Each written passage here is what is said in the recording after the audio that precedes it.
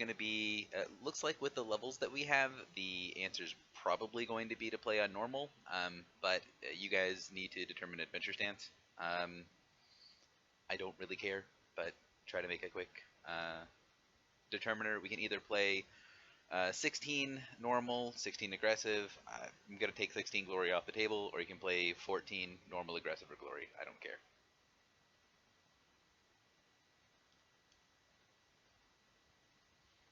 I didn't think we can play 14 in this party because Valorous.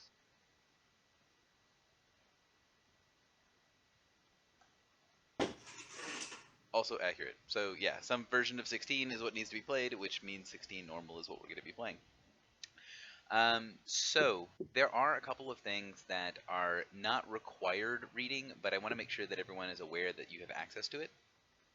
Um, at the beginning of kind of everything that's going to go on here, we're going to kind of skip the normal introductions step.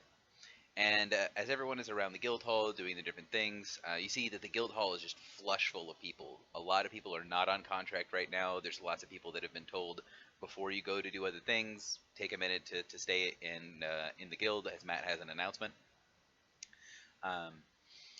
The guild hall is kind of packed full to the gills with different people doing different things, and Matt stands up on the podium. He kind of brushes off his robe and looks down at everyone and says, "All right. So, the guild has been formally invited to participate in this year's running of the Winter Court of the Unseelie Fae. That means that there's a lot of new rules that you do not necessarily have to know, but he taps his hand on a stack of books that are on the table. I would like to remind everyone that reading is power. It is the most overpowered ability that you can possibly have." And he kind of places his hand on the book with pretty strong purpose and sort of glares down the rest of the room. "I don't actually expect any or all of you to read these rules, but as a reminder, they are here to be read, and there is power to be had in reading." He then takes his hands off the books and says, "There are several copies that are going to be placed around the guild hall." He waves a hand, and you see several unseen servants start to move through carrying the books. Well, you see the books, not the servants. They start to spread around the guild. If you guys look in your journal entries under Wanderer Paragon, you will see there are 3 entries there. The 3 different things are the Winter Court, the Treaties on Dark Dreams, and the Accords and Guest Rights. Now, again, you are not required to read any of these. One of the 3 books was written by one of the players in the guild. So Camille wrote the Treatise on Dark Dreams. Well, I think actually someone else wrote it, but he... Yeah, I got it from the Warlock. Yeah, so, but it was acquired, it was brought into the guild by Camille, who has then made a point of sharing it to other peoples. So if you want to take a minute to kind of read through things and sort of get your bearings on what the things that he's passing out are, you can do so. Also, you feel free to ignore it if you don't want to. Matt will then continue and say, "There will be a portal here in the main guild hall that is going to be off access to heroic he would probably not phrase it as heroic players, but he would say is going to be off access to those of you who are newer in the guild and a little bit more green around the gills. I understand that by saying this, it necessarily means that some of you," he gestures towards a couple of tables of heroic players, or heroic characters, and says, "some of you are going to attempt to sneak in and get yourselves into problem. If you die in the Winter Court and you're not supposed to be there, that's on you. All contracts are void. The guild is not taking any risks or liabilities for anything that you have on you or yourselves or your souls if they get destroyed within the Winter Court.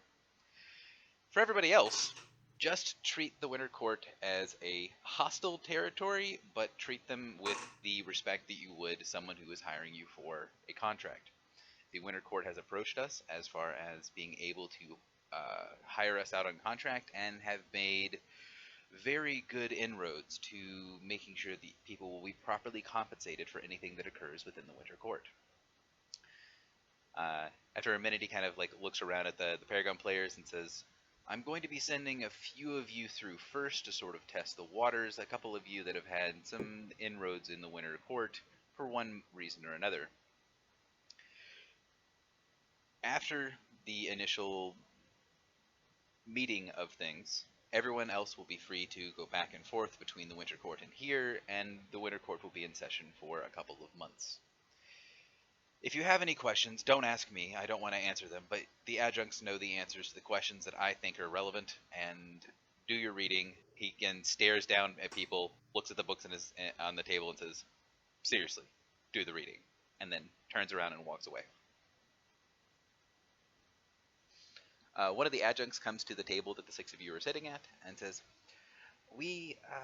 Matt has decided by drawing straws from a hat from those people that are of sufficient capabilities to be able to take care of themselves within the Winter Court, that you are the ones to be sent to test the waters."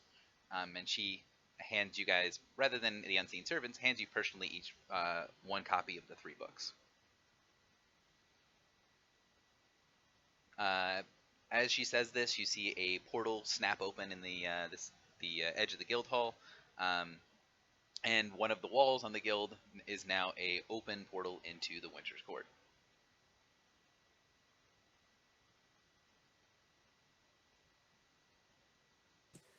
Alright, well, after reading, I guess I'll go through. Doesn't seem like we have anything else we need to do first. Yeah, I need to get ready. I feel like this is a fancy place. So Armada goes back to her room to finish up her appearance.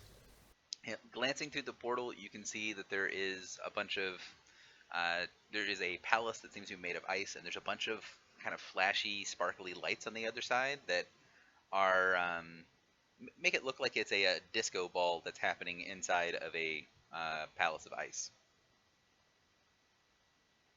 And there's a pretty intense music that's sort of wafting through the portal into the guild.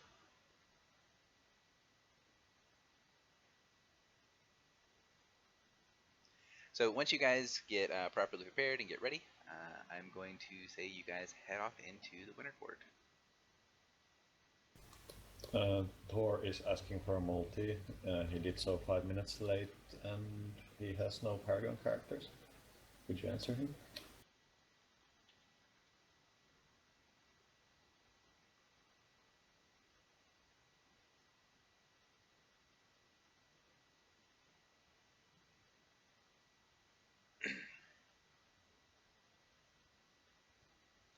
So, you guys head into the Winter Court.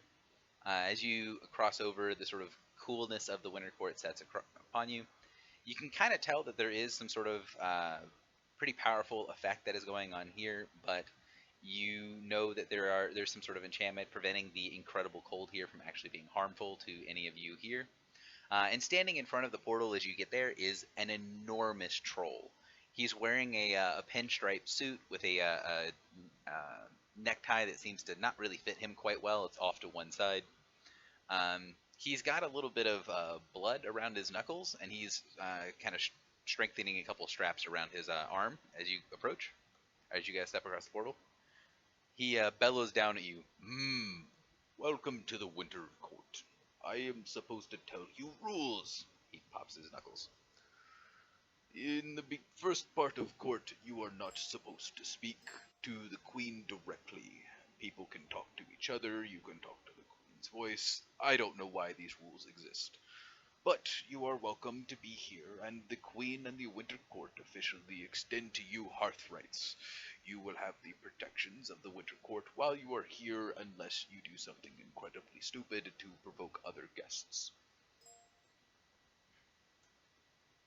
He looks down at you and says, "Do you have any questions?" Soroka, you can recognize this troll as being the head of the Queen's personal guard.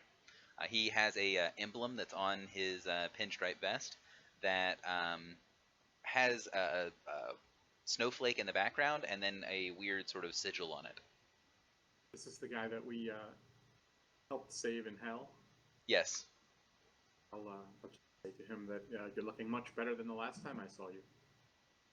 Yes, I am supposed to not thank you for that, as I am not very smart, and if I thank you for that, then there are those that believe I would find some way of putting myself in debt to you small mortals. No thanks are needed. We would have done it regardless. So he smiles, and it's, a little scary because he's got big, long tusks and really broken teeth. Good, good. I have a question. Theoretically, what would happen if someone stole something in the Winter Court? Mm, it depends. If you steal things and are not caught, then it does not matter. If you steal things and you are caught, it matters who you steal it from. If you steal it from the host, that is considered very in poor manners, and some portion of yourself will be forfeit to the court itself. If you steal it from another guest, the court is not required to enforce any sort of rules of propriety between guests, and it would be up to that other guest to try to bring reparations out of you. Okay, sounds good. You can tell from the way that the troll is talking, he doesn't actually seem really bothered by that question, but pretty much that if you steal from someone, it's kind of up to the person you steal from it to notice, and if they don't notice, well, then that's the person you stole it from. Like, whoever you stole it from, that's their fault. However, if you steal it from someone who's a member of the court, and it gets noticed, it's going to be really, really bad.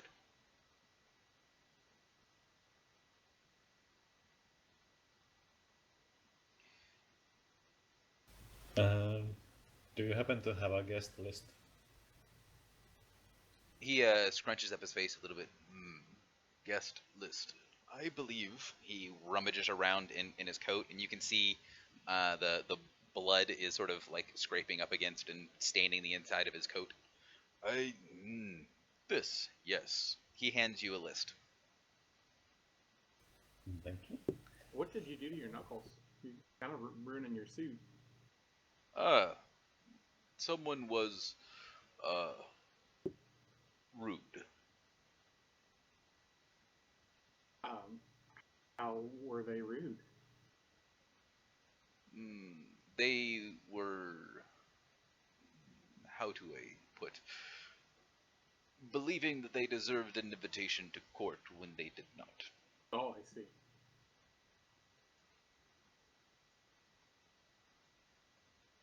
You can very much feel that this guy gets has in every way that you can imagine it a bouncer look to him. So I don't personally have a handout for the guest list, but if you want to give me just 1 second, I will type it up.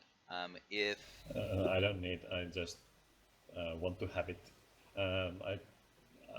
In case it does not have, I would like to ask him to fill fill in the titles and whatnot, any additional information he can give, so that I can talk to people without feeling left out. Like I know how to approach certain people of certain status, so that I don't screw up on the politics, semantics of court. it's important to me, so I want to type it out here in just 1 second. So if you guys have other questions, just give me a minute to type it out.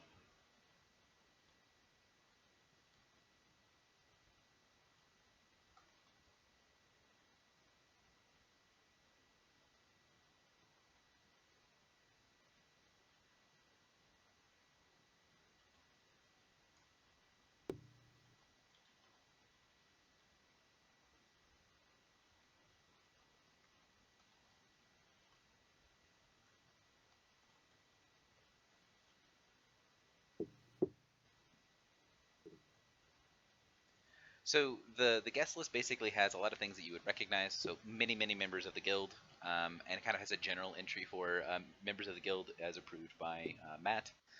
It has tons and tons of nobles of the Winter Court, but he kind of has that as a separate list. So I guess he would hand you two pieces of paper. One that's just nobles of the Winter Court, and the other one is a list of guests and foreign dignitaries. The ones that kind of stand out are Lord Hearn, Melisiah She, the Summer Court Ambassador, Aegis, Glacia, and Zaztam. Uh,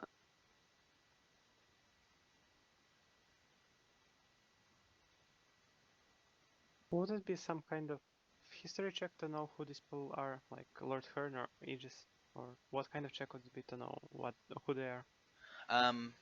Different for different things. So you can either do a religion or nature check for Lord Hearn. You could do a Arcana or nature check for Melisaya She. You could do a Arcana check for Aegis, a religion check for Glacia, and then an Arcana or history check for Zastam. I'd try to history Zastam. Okay. There's the button. Well, that's not a great pre-roll. So you've rolled 4 dice so far and gotten 3 ones. Yeah, that's a great result. So, Ophelia, you can tell that one of the 3 books that Matt handed you was written by Zastam. The Treatise on Dark Dreams. It's got a lot of notation. Well, yeah, I think it's got a lot of notations in it. No, sorry. Yeah, it is. It's a Treatise on Dark Dreams written by Zastam. He is a fairly well-known spellcaster. But people that know kind of more detailed things about him, he rules, well, he at least partially rules the country of Thay on Forgotten Realms, and he is a lich of pretty potent power. He also has a lot of knowledge and sort of fashions himself a little bit after the god Vecna.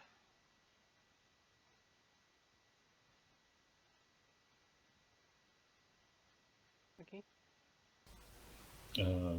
Armada would like additional information on any other characters on the list, but if anybody else is interested on any characters, if they go before me, because I'm interested in all of them. So.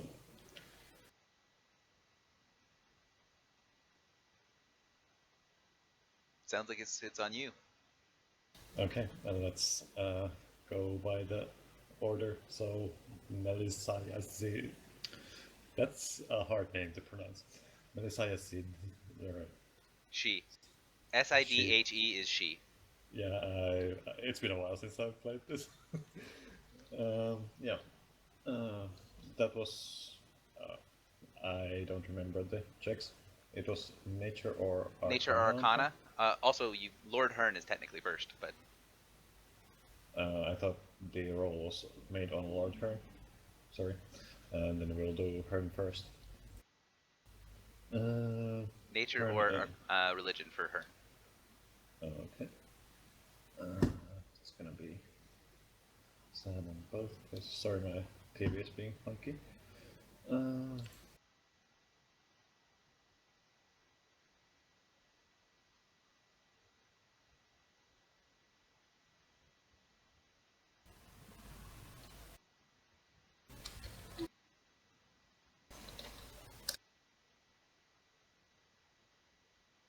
That's the worst roll. Not familiar with Lord Hearn. Yeah. Arcana on the next person.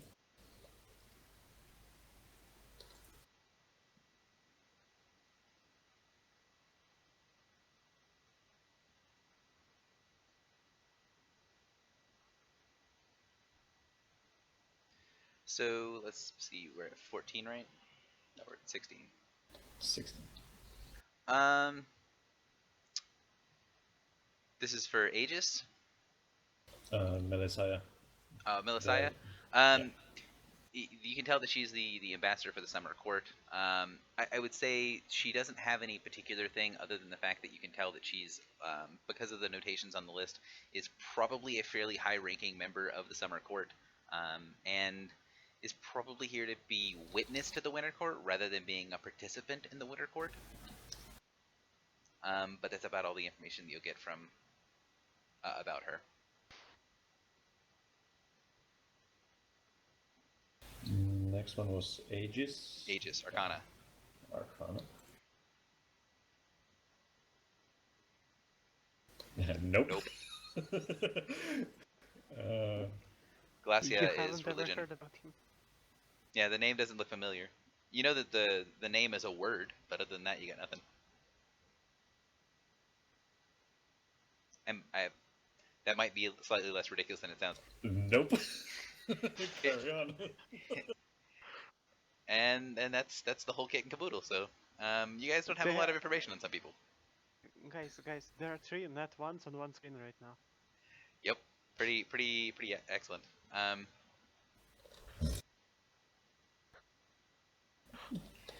Fall Risk, what you will get from your time that you spent at the Winter Court for a little while is that it's really common for people to go by multiple names. It's extremely rare for any ranking Fae to actually use their given name unless there is a special circumstance behind it.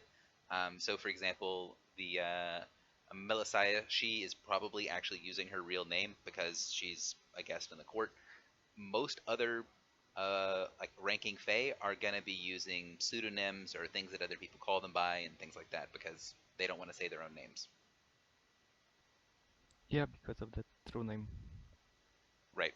So you're familiar that a lot of the names on the list might be things that the troll recognizes and can, use, but it's very unlikely that there's going to be a lot of real names on the list. Mm. By the way, could I glance at the list and check if there is a name Zaiden in there? You can look at the list and you can see that there is Zaiden is not on the list. Okay, I'm happy. So the troll kind of watches you sit there, kind of huddle around discussing what you know about different characters, and he goes, "I think it is time for mingling. I am going to go socialize." And he turns and thuds away.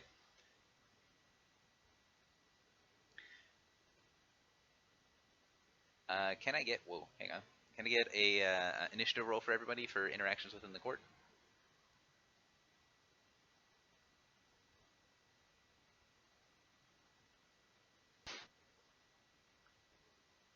Whoa, that is weird. There's my good initiative roll. Oh, that's cool as hell.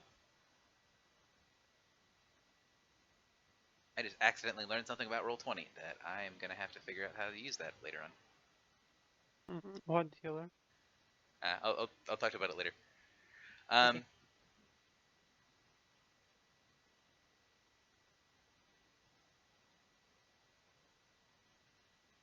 So in this adventure, there's going to be several different things, and I'm going to show you this scenes checklist. Basically, rather than having a single kind of weirdly cut up skill challenge, there's going to be a lot of individual scenes that will all eventually contribute towards an overall skill challenge. So as you guys enter into the court, the first thing that you guys realize is that the metaphorical blood is a little bit in the water. Yoho, could you mute yourself, please? And you can see that people start kind of gathering around you, talking to you, and there's this kind of barrage of images and colors and lights and beautiful faces, many of which are wearing masks, but the masks seem to accentuate the sort of otherworldly quality of the Fae rather than actually hiding them very well. So you see that there is a sort of a mass of members of the court, several of which are coming up and saying, "Oh, yes, new mortals, please come dance with us. The music is wonderful, and we only have so little time before court is properly in session," and start to kind of pull you towards the dance floors. To give you an idea of what the general sort of feel of the court is, I'm going to put you onto another map. The way that this kind of works is that while you're in the court, there are different sort of areas in the court that you can go to. I'm not going to put any of the areas of the court that people aren't interested in on the list, but if you are interested in going to a particular area of the court, you can say what it is, and I will label one of the boxes that's as the place that you are going to. So for right now, the only place that is kind of default revealed is going to be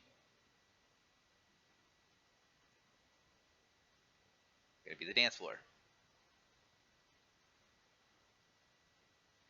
So right now, the members of the court are attempting to sort of pull you onto the dance court. You can see that there is basically the throne area where Mab is standing with her kind of higher ranking nobles. There's then this sort of mass of lower ranking nobles that are around it. There's a couple of tables of higher ranking winter court nobles that are off to the side. And yes, the dance floor is kind of blank because there's no players on it yet. And then there is a huge dance floor that sort of surrounds the area where the throne is, where the kind of private tables are, and where some of the lesser nobles have set up chairs and stuff for court.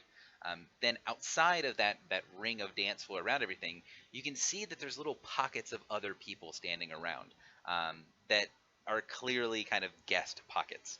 You can see there's a woman that's very clearly a demon of some kind with kind of broad leathery wings that's talking with another group of, or sorry, she's a devil of some kind, talking with a group of other devils. You can see there's a couple of kind of dark-clad sorcerers that are off in one corner. You can see there's another area that's got several other fae that are around it, and there's two figures that are kind of walking through the outer crowd that have a bubble where no one stands in there. One of which is a very, very tall, slender-looking man who's wearing all hunter green colors and has a small goblin that's kind of following along next to him. And you see there is a man that looks basically human, but you can see as he walks along, people will kind of notice that they're close enough to him and then very quickly move out of the way. Not only in the direction that he's traveling, but sort of about 20 feet to every direction from where he's standing. So, Armada, you are up first. What are you doing? Are you being drawn onto the dance floor with the Fae? Yes, very much. Okay, so the Fae are not going to be actively attacking you, but at the same time, their attention is so intense that it is actually fairly harmful to mortals. So you need to do some sort of a description on how to resist their intention from exhausting you, rather than truly hurting you.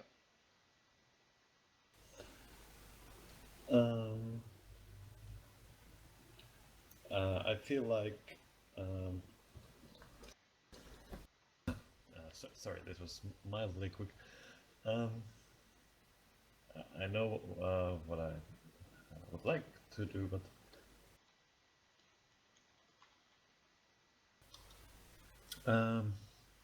I will. Oh, right. I will channel my magic to not let theirs get under my skin. Okay.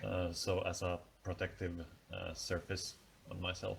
So, and I'd like to roll Arcana for that. Okay. So roll Arcana to resist the sort of spell-like abilities of the Fae. You guys don't have to set your things if you don't want to, because you guys are in the correct order.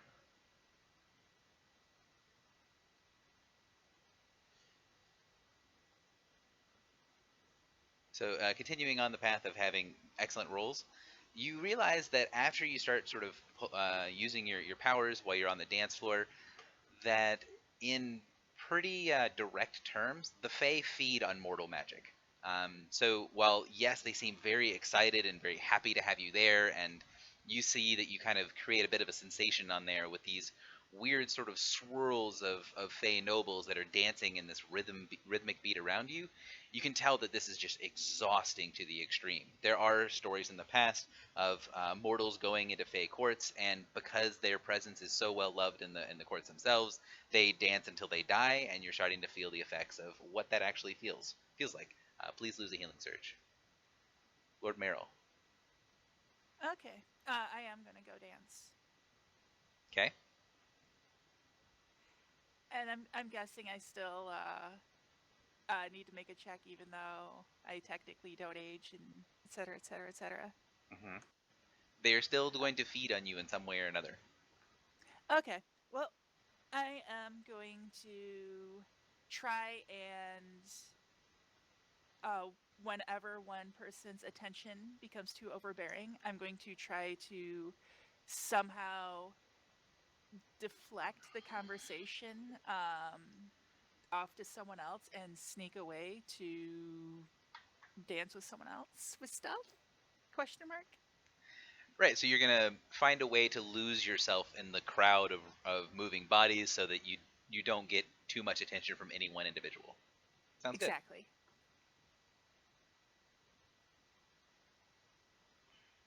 So as you weave your way through the group of Fae, it's actually kind of weird to watch. You start to kind of test to be able to realize that no matter how you move through the Fae as they are dancing, all of the nobles seem to be dancing to their own kind of hidden rhythm, like everything they're doing is choreographed. They have a level of sort of grace and beauty while they dance that even if you try to mess them up and try to move through areas and kind of stay out of sight, they just sort of naturally don't go through that way. Ophelia, you're next. I literally wanted to do pretty much the same thing as Mail, so I need a bit of time to think to come up with something new. You I can do the wanna same do. thing if you wanted to, or I could delay you. It doesn't matter to me. Well, I'll probably just give the description I wanted for it. As they pretty much come towards me with the reverberating attention, I will just try to divert it on each other by trying to drop commands that would involve trying to basically just involve them with each other, so their attention is diverted from me. Something like bluff. Sounds good.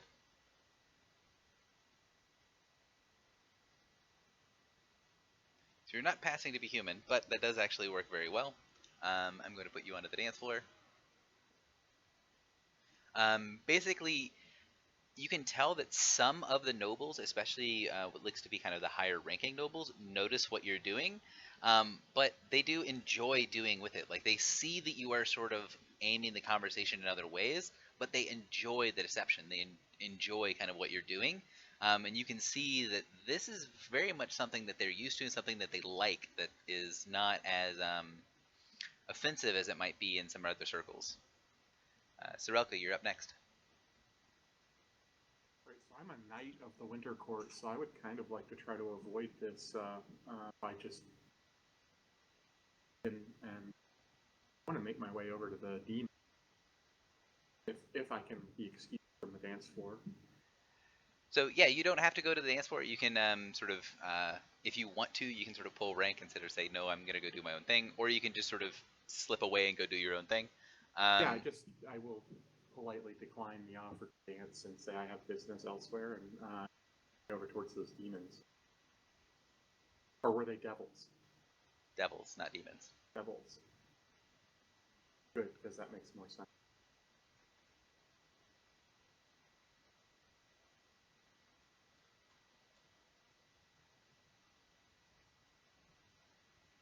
So there are two ways that you can do this. You can either make a check to sort of extricate yourself from the situation without having to say I'm a knight and I can do what I want to in court, or and that way the check that you're going to be making is kind of making inroads with the devils and sort of going up and dealing with them, or you can make the check to withdraw yourself from the dance floor, which is probably a little bit more polite, even if you just sort of stealth away or run away. It's still slightly more polite than pulling rank. It's kind of up to you how you want to approach this. Right, so I'll just make excuses and ability to deceive. Say I available to dance as I have business with the devils, even though I do not. Okay, so you want to give me a bluff check?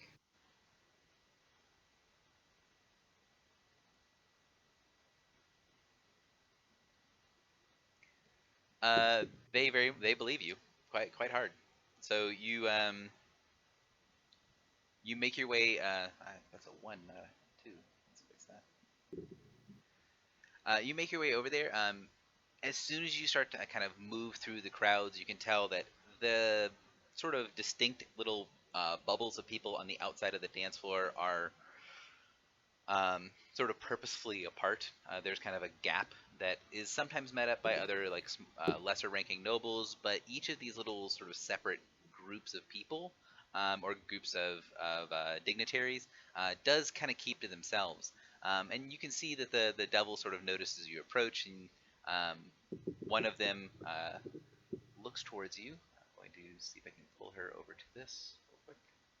Well, and also I wanted to kind of make a circuitous route so that I could take some time to, this will just be window dressing, but as I have recently visited Stygia, I just wanted to make myself appear more, let's say, in tune with hell and aware of the nature of being from there in order to self blend more with the devils than or Gotcha. As you approach, you can see one of them is clearly a succubus, the picture I put on there. And as you get closer to her, you realize that for some reason, looking at her, you know her name. So you can tell that the one that's kind of leading the center of the discussion is Glacia. Okay. And she was on the guest list. She was on the guest list, and she sort of hushes the crowd as you approach, and then smiles at you very sweetly. Ah, look, another mortal in court. The Winter Court is so full of surprises. What can we do for you? I see a little bits of hellfire on you still from your recent adventures. Indeed, indeed. You may refer to me as the Blake Bug, and I have come freshly from hell, and I'm curious to know if you have any news to share. We last visited.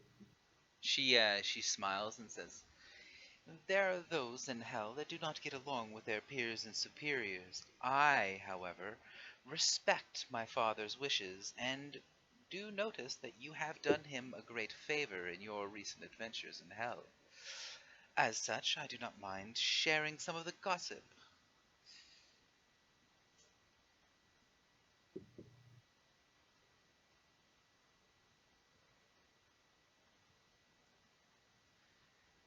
So she very clearly does recognize you, and then says, where to begin? I believe the most interesting little tidbits are. She gestures towards the throne, and then she gestures towards the crowd with her other hand. Two little pieces of import. Can you give me some sort of diplomacy or equivalent social skill for trying to effectively pump her for information? Sure, I'm going to go with bluff again. Okay. Because I don't have any idea what I'm actually talking about. The bonus reflects the 2 from Fear No Evil, so 29. If my costume has anything to do with it, a 33. I would say that probably yes, the costume has something to do with it.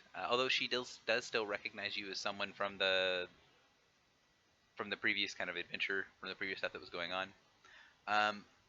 Glacia is going to kind of gloss over a lot of the things. The way that she speaks is going to be very circuitous. I'm not going to do it as the DM in the interest of it not taking Sure. forever. Sure. But what you can kind of get from her talking and her gossiping and that sort of thing, where she talks about, rather than saying this is true or this is not true, she will say, oh, I've heard from these people that this might be happening. I've heard from these people that this might be happening. And you can sort of see from what overlaps what she's trying to say, that there's going to be, after the introductions are made in the court, which is apparently what's going on now, the Mab has some sort of announcement that is going to affect her dukes, and she's excited to see what's going to happen there. There's a lot of rumors about what it might be. And then the other thing is that there was a there has been a particular soul that is destined for the 9 hells, that is going through a very weird, circuitous route, as it is coming from a far-off place where it did not belong. And there are many people here with vested interests in seeing where the soul of a dragon called Safaraktar the Dread ends up. Fascinating. Gabriella, you're up.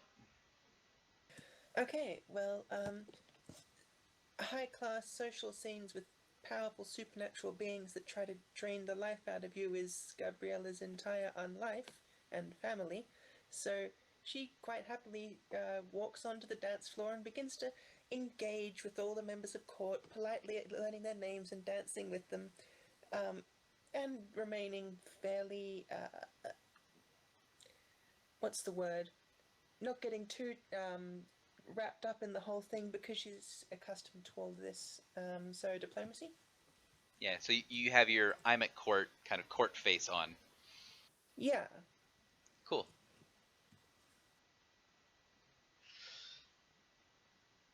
Reminder on DCs, that'll definitely make medium DC. So that's not going to, you're not going to get any special benefit from it, but you're also not going to be harmed by it. Even kind of dealing with the people as you're used to, you're also used to there being slightly more directness than what the Fae use.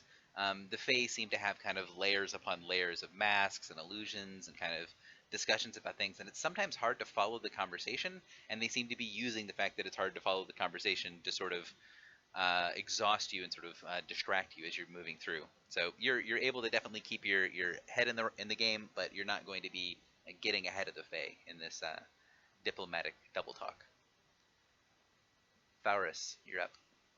Okay, sir, sorry, but I kind of forgot what you actually see because it took a bit long. Are you saying what the scene looks like? Yep, pretty much. So you have Mab's throne area. Then around Mab's throne area, you have the Duke's tables and sort of the higher noble tables. And then outside of that ring, you've got the dance floor. And then outside of the dance floor ring, you have little pockets of different individuals, different dignitaries that are visiting the court. There's the guy that's dressed all in green. There's the guy that everyone seems to be avoiding that looks basically human. There's the dark necromancer group, and then there's the group of devils. Okay, and I believe the bodyguard, the troll, told us that in the first part we should not speak with the queen directly. Yes, one of the only rules that he said is do not speak to the queen directly. And not just you. The rule is no one in court is to speak to the queen directly until introductions are finished. You can speak to her voice, though. You can speak to her voice. You know that you can speak to AL16, who is around Mab's throne. Okay, so I believe I would try to, since I know my way around the court more or less, I would try to weave through the crowd and make my way to Alianashi and use acrobatics for that because that makes sense. That's actually not the right thing that I used. It should be a total of 38. I used the wrong mark. So you weave your way through the fray. There is a certain amount of getting through the court that you're used to that rather than in a normal situation where you'd have to specifically avoid people in order to escape notice, you know that you actually have to specifically attempt to run into people to get them to specifically avoid you and move out of the way. The Fae just sort of naturally dance and glide out of your way as you kind of weave your way through them, but you know that if you attempt to avoid them from your previous things in court, if you fail at that in any way, shape, or form, they'll just treat it as part of the game and suck you into the dance floor. You approach Mab's throne and you see there are 4 dukes of the Winter Court that are having quiet discussions in a little circle that seems to be warded against people listening with the Queen's voice. And you see the rest of the nobles of the court that are gathered around look really uncomfortable. The four dukes that are conversing with Alianashi, who's the Duchess of the court, look like they are, for lack of better terms, even though you can't see exactly what they're, or you can't hear what they're saying, you can tell that they are pleading and entreating with the voice. None of them have gone quite so far as to like get down on their knees and beg, but you can tell each of the 4 dukes is worried. Okay. I'd like to, approach Alianashi in the, so that she actually sees me and.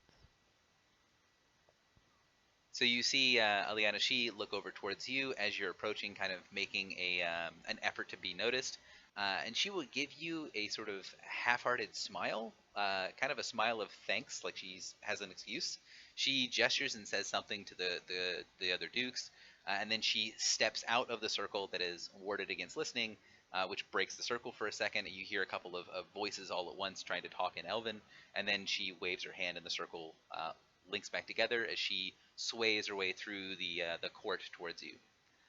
Ah, Falrus, such a pleasure to see you in these troubled times. It's a pleasure to see you as well, Alianashi. What can the voice of Mab do for you? Technically, I'd rather speak with the Queen, but I believe you will do as well. In recent adventures, how to tell it? I met an entity, and I think it's well. Let me phrase it that way. Do you know what is Zayden? She frowns and says, "I do know that name." Mm, can you tell me anything about it? She gives a very wintry smile and says, "I would of course be welcome to trade information with you.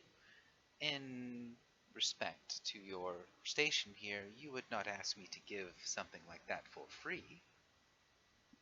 Well, of course not. Mm, so what? How do you want to trade this information? So basically, what she's going to say, and I'll try to summarize again because I know that this session can kind of be a little bit long for other people not having a turn. Um, she's basically going to say, you need to come up with something that I care about, some information. The default answer that all Fae will give you every time you ask them is the same phrase, and she will say, you can give me one of your names, spoken freely from your own lips.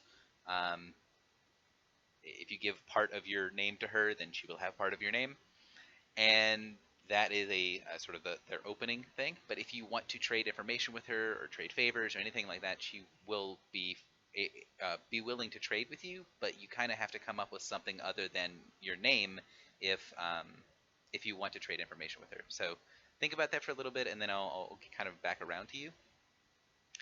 So a little bit of time passes at court. You see the kind of music changes a little bit. The people who are on the dance floor sort of spin out and go and do their different things. Several of which look sort of wistfully at Ophelia and Lord Merrill. And you can tell that there's a bit of a nod of User joined your channel.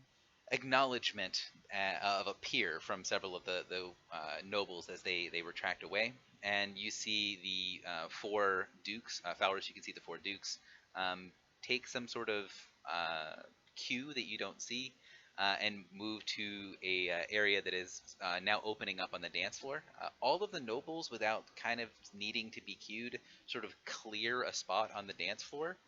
And the four dukes go over there as Mab stands up from her throne of ice and calls out to the court.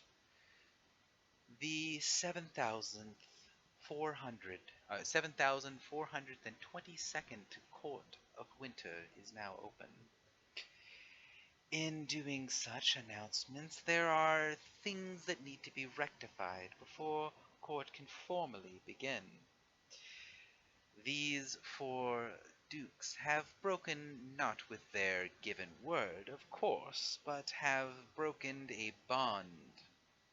You hear very unpretty, very unfey-like hisses coming from the crowd. They have gone back on contracts. They have worked against their liege lady in manners most foul. As such, they are here for reparations.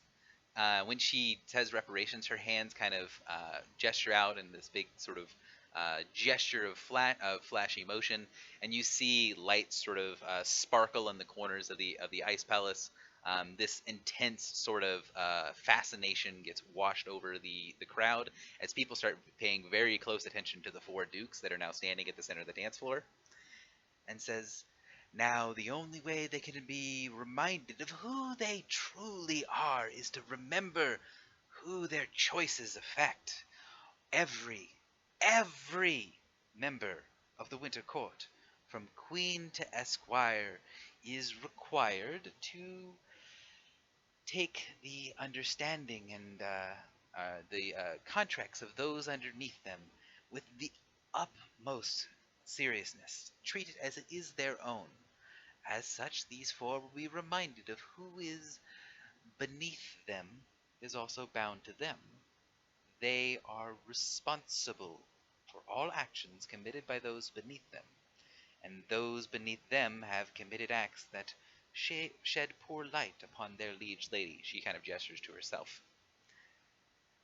When she takes her hand off of her chest and sort of washes it over the court, you see four tables appear in front of the four dukes, and then each of the dukes lays their chest down on the table and puts their hand on the opposite side.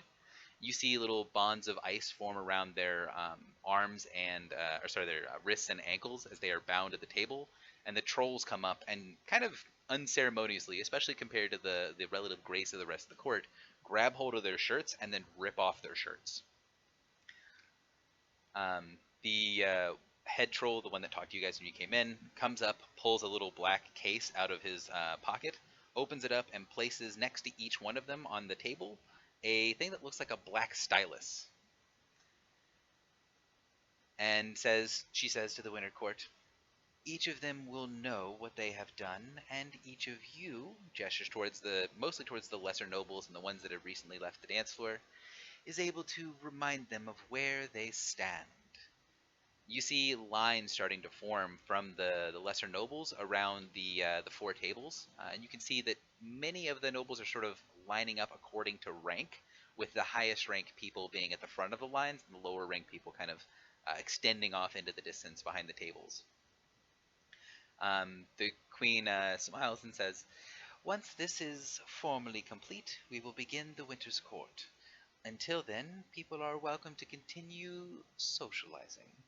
She goes and sits back down on her throne, and you see the first group of nobles flow up to the tables, pick up the stylus, and start to write in on the body of the nobles that are prostrate on the dukes that are prostrate on the table, in some form of Elven. And you see as the stylus touches them, their skin burns and they start to cry out in pain.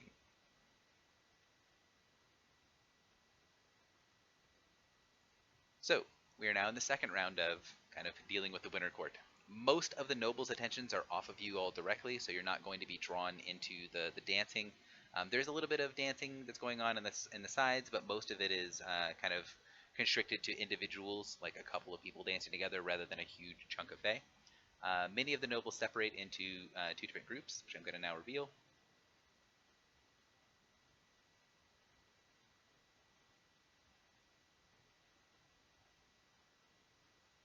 So you have the lower nobles, who are kind of mingling about doing their thing, many of which are clearly kind of not lining up because they would be so far back in the line as it's kind of pointless.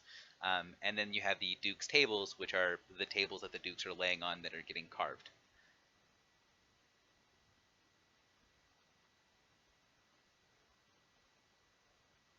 So, Armada, you're up first. If somebody else has decided, I'd like to skip. I need to think a bit on what I want to do. Cool. Meryl? Also, I know, as a quick aside, I'm sorry for interrupting, Jessica. I realized that I just kind of did a big wall of block text effectively. So if you have questions about what's going on or want clarifications, by all means ask. Well, I was wanting to survey where Zastam is at. Zastam is in his own little group in the back.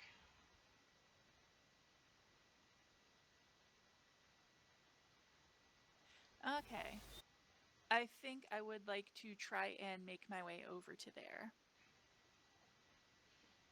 So, you're welcome to go ahead and move your character over towards that area. Those of you guys that have the little marker on you that you've got the 2, that means that in addition to whatever else you have, you will have a +2 bonus for any interactions with either dignitaries or members of the Winter Court, as long as you guys are here. Basically, you've shown yourself to be very apt at interacting with the Winter Court, and people will recognize that. So, Meryl, you approach, and you can see the kind of quiet conversations of the necromancers die down, and one of the necromancers steps forward, and you can pretty easily recognize that's Tom.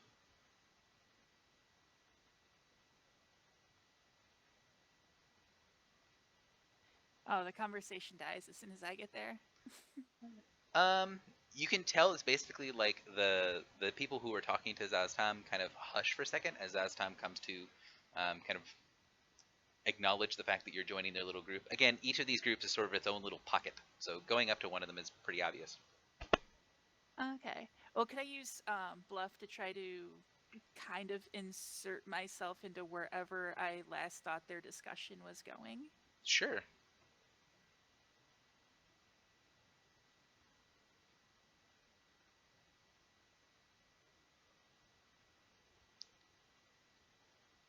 So, you can tell kind of as you get closer and as you make your way through the edges of the crowd, basically staying in places where there's more people, so it's easier to kind of disguise your approach. They're having a conversation about food that seems a little bit confusing. They basically talk about how in the Winter Court there are these big silver platters that are moving around with food on them, and they're having this discussion that many of them have been counting how much food is on different tables and different platters, and that the counts don't match up with certain things, and food seems to be disappearing at a rate that's not quite right. And they're sort of ruminating on this idea of there being something else going on that they're not able to perceive that has to do with this food. You can tell that all of the people having this conversation, the way they talk about food is different because they are all undead. Is it possible that they're talking in code? It is definitely possible that they are talking in code, although you feel pretty confident that the way that you're listening to them, that it does seem to be, at least the overall parts of the conversation does seem to be accurate, and if you can see kind of where they're gesturing and stuff, there are tables that food does seem to be disappearing from in sort of random amounts. So while they might be saying more than they're saying kind of on the surface level is actually occurring in the court. And now that it's been brought to your attention, you can actually see that food is randomly disappearing on some of the tables and platters. Interesting. I have to keep an eye out on that. Yeah. Invisible Helia's around. You can tell that since all of the food isn't brought from the tables all at once, that it's invisible Helia and not invisible Althea.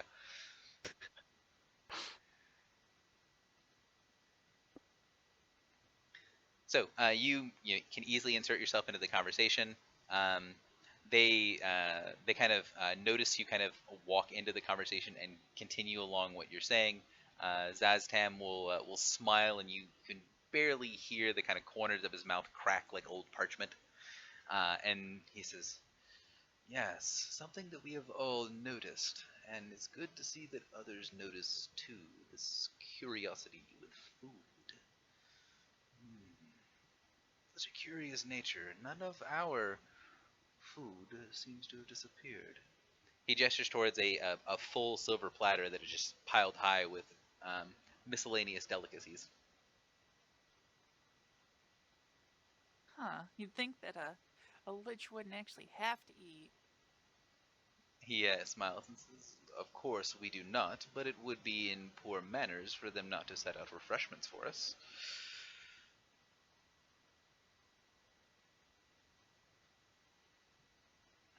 So he bows very slightly and says, "I do not believe we have been introduced. My name is Zaztam." You can tell when he says it that there is some sort of latent magic in the way that he's talking. Like he paused between the kind of commentary on the food to do something, and then he said his name. And I am Lord Merrill of Harmondale. And it's a pleasure to meet you. So he kind of clicks his tongue a little bit and goes, I would not be so free with my own name if I were you.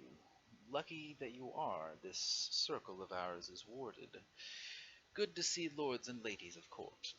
He nods his head. And what can our little group of Thayan outcasts do for you? Well, I was making the rounds, and I figured I'd join in with, I don't know, User was someone moved out of your channel. more similar to the circles that I'm used to dwelling in. He smiles and says, Indeed, maybe you can offer what insights your circles can give into this User joined your mystery channel. of food. And then the conversation kind of continues on the way that they were previously. Ophelia. Oh, sorry, Armada wanted to come off a delay, so Armada. Okay, I'll attempt to find the highest ranking person that I can approach with my rank, who seems to be on the demon devil axle of a race. Is it possible to find one who wouldn't be... Okay, question number one. As they are going to write on the dukes, does there seem to be an order in which they approach them? Yes, they are lining up according to rank. Okay, so I will not disturb anybody who is in the line, but somebody who is staying out of the line or feels like it's not her turn yet. And I'd like to approach them. So does your character have rank in the Winter Court? And if so, what is your rank? No. Okay. So as an outsider, you're not really required to follow the rules of who to address. If you were a member of the Winter Court, if you were an esquire or a knight, the highest person you would be able to speak with and not be breaching propriety would be a count, unless you were specifically talking to the queen or the queen's agents. So talking to the queen and the queen's agents is considered sort of a privilege that everyone has. But if you're a member of the quote-unquote lower court, you have to speak to the highest member of the lower court before you kind of go talk to other people. So you can talk to whoever you want in the group. You can see that most of the higher-ranking nobles are actually lined up at the quote-unquote duke's tables, but there are a couple of people that are spread throughout the crowd that are of different ranks. The highest person who is not lining up at the tables is actually the troll that you talked to before. He has the rank of Grand Marquis, and he's sort of standing off to one side, kind of glaring down people who are in the lines, making it clear that he's there to enforce order if order is needed to be enforced.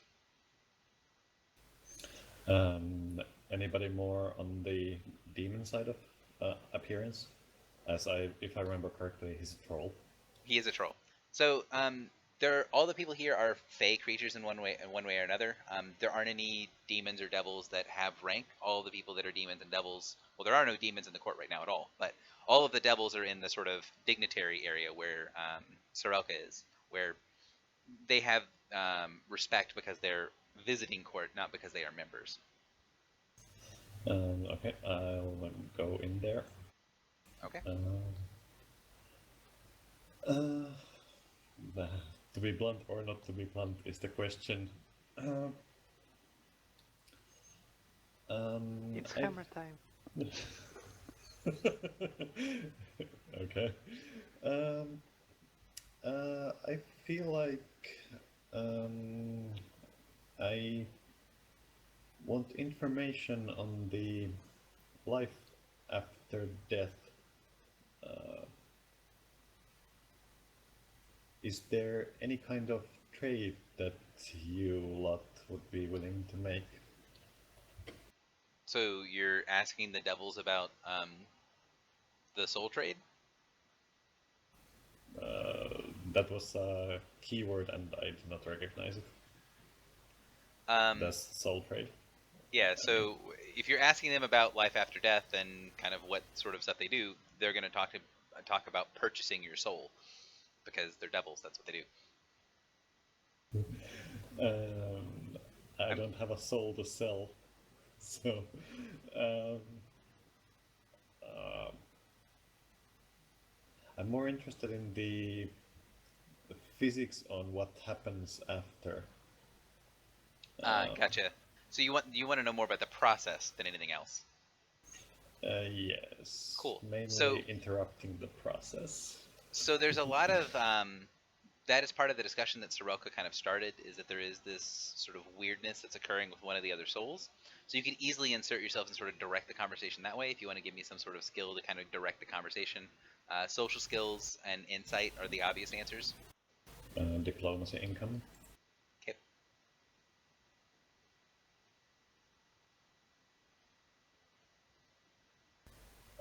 May I guidance of the past on this? Of course. Keeping in mind, if you guys do use encounter powers while you're at court, they will not refresh, as there's really nothing relaxing about the court. I keep my high rolls. Well, 4 is higher than a 1, so Yes, that is true.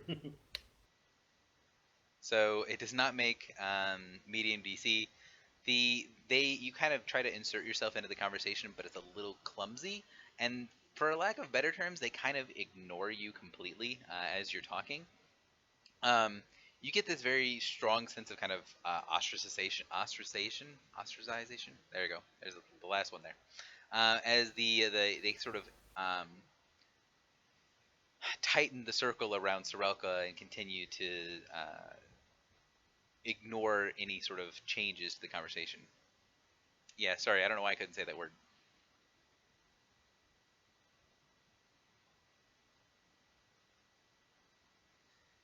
They shun you, I guess is an easier word to use. It doesn't have any negative impacts, though.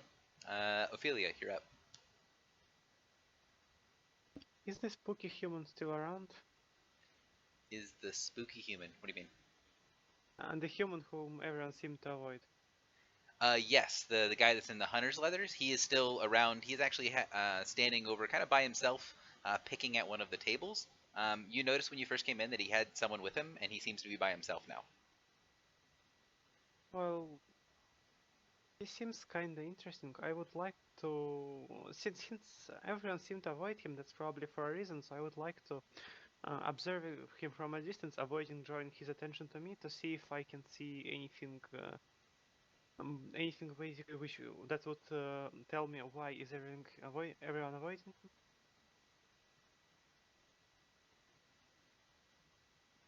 So, Since, ideally, you guys see the picture. That's what he looks like. well, that doesn't look very human.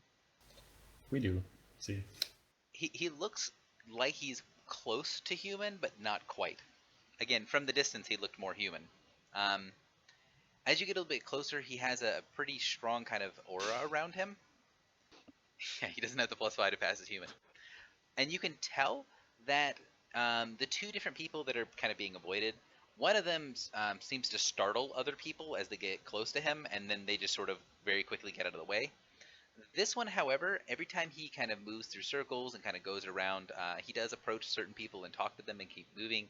Everyone that he addresses and talks to, you can tell has a bit of a strained look on their face, and they will bow and nod. Everyone who this guy talks to is treating him with an incredible amount of respect. The nobles and other sorts of people of the Winter Court bow to him as he approaches, and then after they finish talking, they bow very deeply and they step away. And you can tell that the way that the conversations tend to go, this guy approaches people, talks to them, and then dismisses them. Well, that's even more interesting. And does he seem to approach some people in particular, like only high-ranking nobles or something like that? He approaches all kinds of different people. He does also approach some of the individual dignitaries, and then after kind of weaving his way through the crowd, he approaches the emissary from Summer and talks with the emissary from Summer. The summer emissary also treats him with the same amount of respect, but doesn't seem nearly as uncomfortable um, when dealing with him. And you can tell that she's basically answering questions, and then he nods to her, and she basically gets dismissed and leaves as well. You can tell that he's got Can a pretty good subsection of people of the court, and he doesn't seem to be really avoiding talking to anyone. can I try to recognize who that could be? Sure. If you want to give me some form of check to try to What? figure that out. I It's mean, as a monster knowledge check, it is going to be your choice of either nature or religion. If you're trying to figure it out from context, you can give me like an insight or a streetwise check. I'll try streetwise. Do I have the +2? Yes. I'll include it.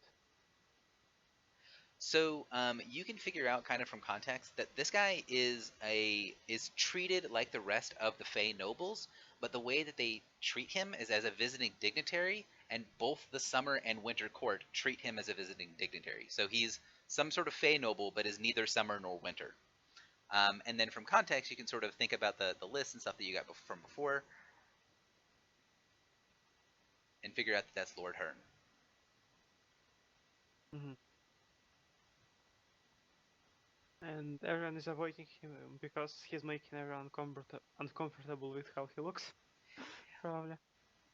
Partially Or because of that, but you can also tell that he's very direct. A lot of the members of the court, as they kind of do things, are very indirect in the way they speak. Even like Glacia, as a devil, kind of visiting the court, kind of goes around the edges of things, and you can tell when he goes to people, he asks his questions in very kind of short bursts. So he's not really asking very flowery questions. He's being very direct with people, and you can tell that that's sort of rubbing most people the wrong way. That he's not sort of following the unwritten rule of that you talk about a bunch of gossip and like a bunch of other things before you get to the point. He's just walking up to people and asking them direct questions, and then after they answer the question, he dismisses them and goes to the next person. so, More or less, he's being rude in their eyes. okay, that's me probably. So as you're kind of watching and seeing different things, you see one of the tables pass you by that has like food and stuff that's all laid out for it, and you hear this crunching sound as that comes from directly next to you, kind of gives you a little bit of a start. You hear this voice go, "Yeah, he's a bit of an odd one, that one." And you see a creature next to you come out of being was up until just a second ago invisible. So that's who's stealing all the.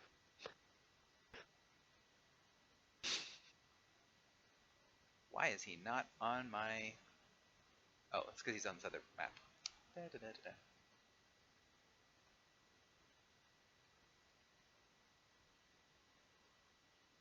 So you see this guy. You see So what is the ugliest goblin you've ever seen. Is that the goblin of the guy in green? Yes. You can kind of tell from context that that was the one that was walking with him when you first walked in. The goblin has this big kind of mane-like cloak around him that kind of falls to his waist. It seems to be made of a bunch of raven's feathers. He's got beaten and just kind of faded-looking red armor that is pretty clearly made of something that's not really leather. And he's got kind of cuts and scars and stuff all over his body. He has a couple of very large knives that are stashed around his body. One that he's sort of absently flicking through his hands that seem to be made of either some kind of stone that looks like it's a mixture between being like granite and obsidian. The knives look very, very sharp. He's smiling up at you, and part of the thing that's weird about his smile is, one, he's got a bunch of food that kind of is sticking out of his teeth in a very noble fashion. But his lower canines have been ripped out and replaced with fake canines that are gigantic rubies that are carved into looking like canines.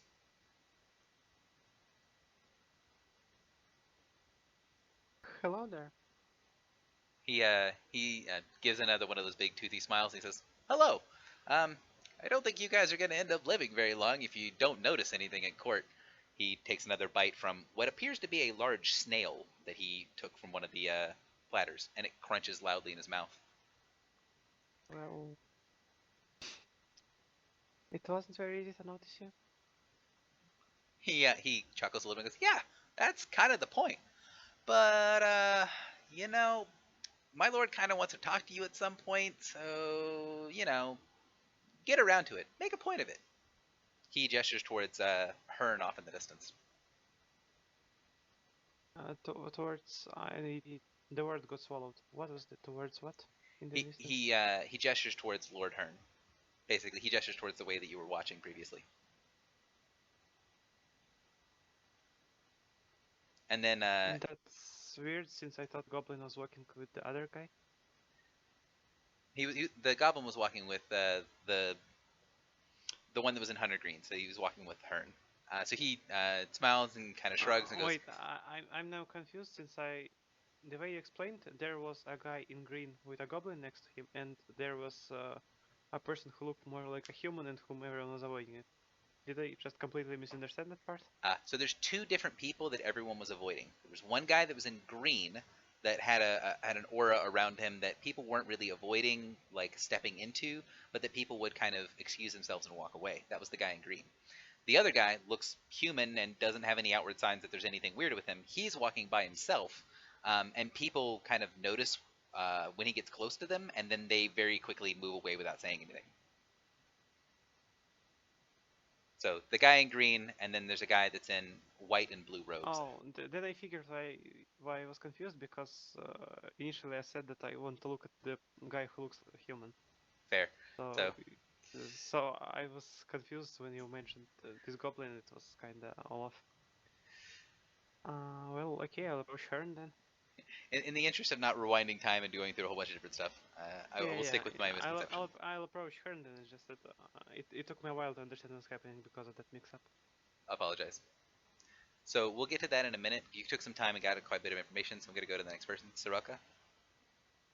So I'm just going to look at Galacia and look at the display of the dukes and say, so are you here to witness this scene, or will you be making your mark as well to show the displeasure of hell for the actions of others?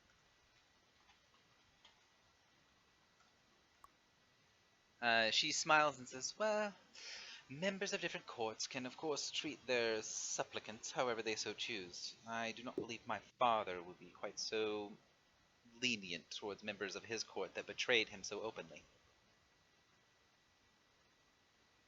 So you're not here to weigh in on that matter at all? I'm interested to see what happens and see what the ramifications are. I don't really feel like I want to weigh in. I'm more concerned with this business of this poor little lost soul. Oh, you're speaking of Sapphire Aktar's soul? She nods. Yes. Well, what is your business with that, and how are you involved? Why come to the court for that business? There are many interesting peoples here able to talk and interact in a setting they would not normally be able to do so due to the polite nature of court itself. She gestures towards a couple of the kind of people wandering around, and basically she's going to say it in a much more roundabout fashion than I'm going to, but she basically says the reason that she's here is she's interested in what's going on here, and a lot of the other powerful entities who are also interested in what happens to that soul wouldn't normally be able to talk to one another and have sort of an understanding of, like, there's a truce, or be able to put aside grievances. But if they're all here as dignitaries of the court and they're all following the court's rules, then they have a little bit more freedom to talk to one another and sort of exchange information and exchange ideas of what's going on without having to worry about there being traps and other sorts of problems. This is basically neutral territory for a lot of the powers that be. Sure, we're in the UN. Basically. Okay.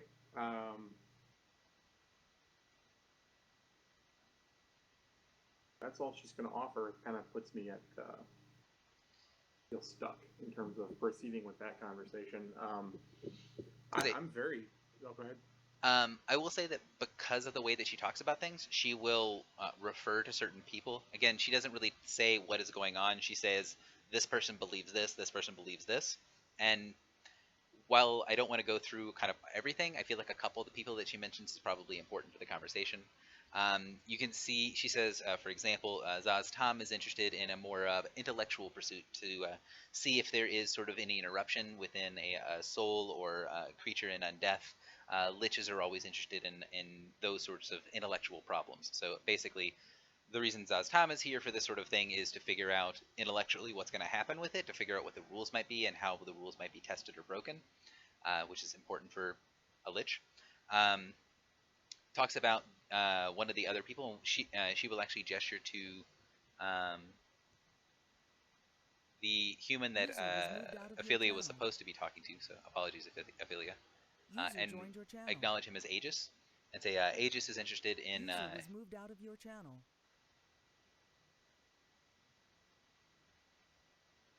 Uh-oh. I think different people are timing out. Oh, okay. I thought you left because you stopped User talking. I joined was your like, channel. oh, somebody moved. No, I was pausing because I know people keep having to leave because stupid rules of TeamSpeak. So gestures towards the one that people seem to be voting, talking about Aegis. Aegis is here because he's interested in how old bonds and old territories are being tested, and Hearn is here.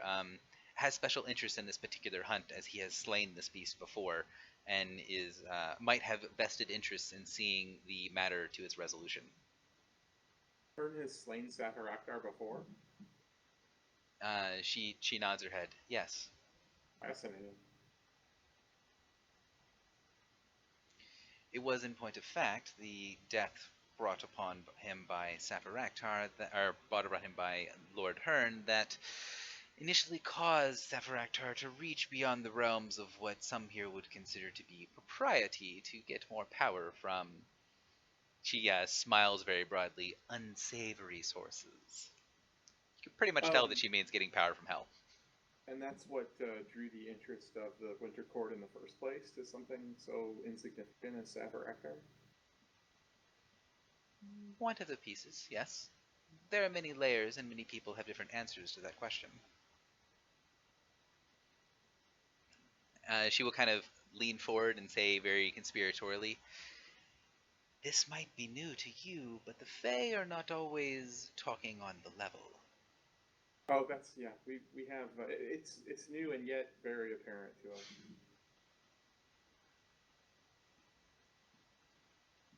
So she laughs and kind of continues on the conversation. Glacia is content to gossip with you all forever if you allow her to. Sure, and I probably would, as I'm not, I'm just gonna, all I'm really trying to do is find out kind of what's going on and what our place in it might be, since we, the guild has interacted with both Safarakdar and, not Glacia directly, but the Devils and the Winter Court. Gotcha.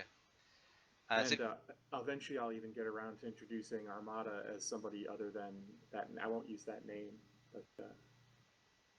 as another person from the guild? Yeah, I'll just weave Armada in as guild member number 13. Gotcha. So if you think about any particular information that you want to aim the conversation towards, if you want any more details on something, let me know and toss a check Sure. my way. I'm going to go to Gabriella. Oh, all right.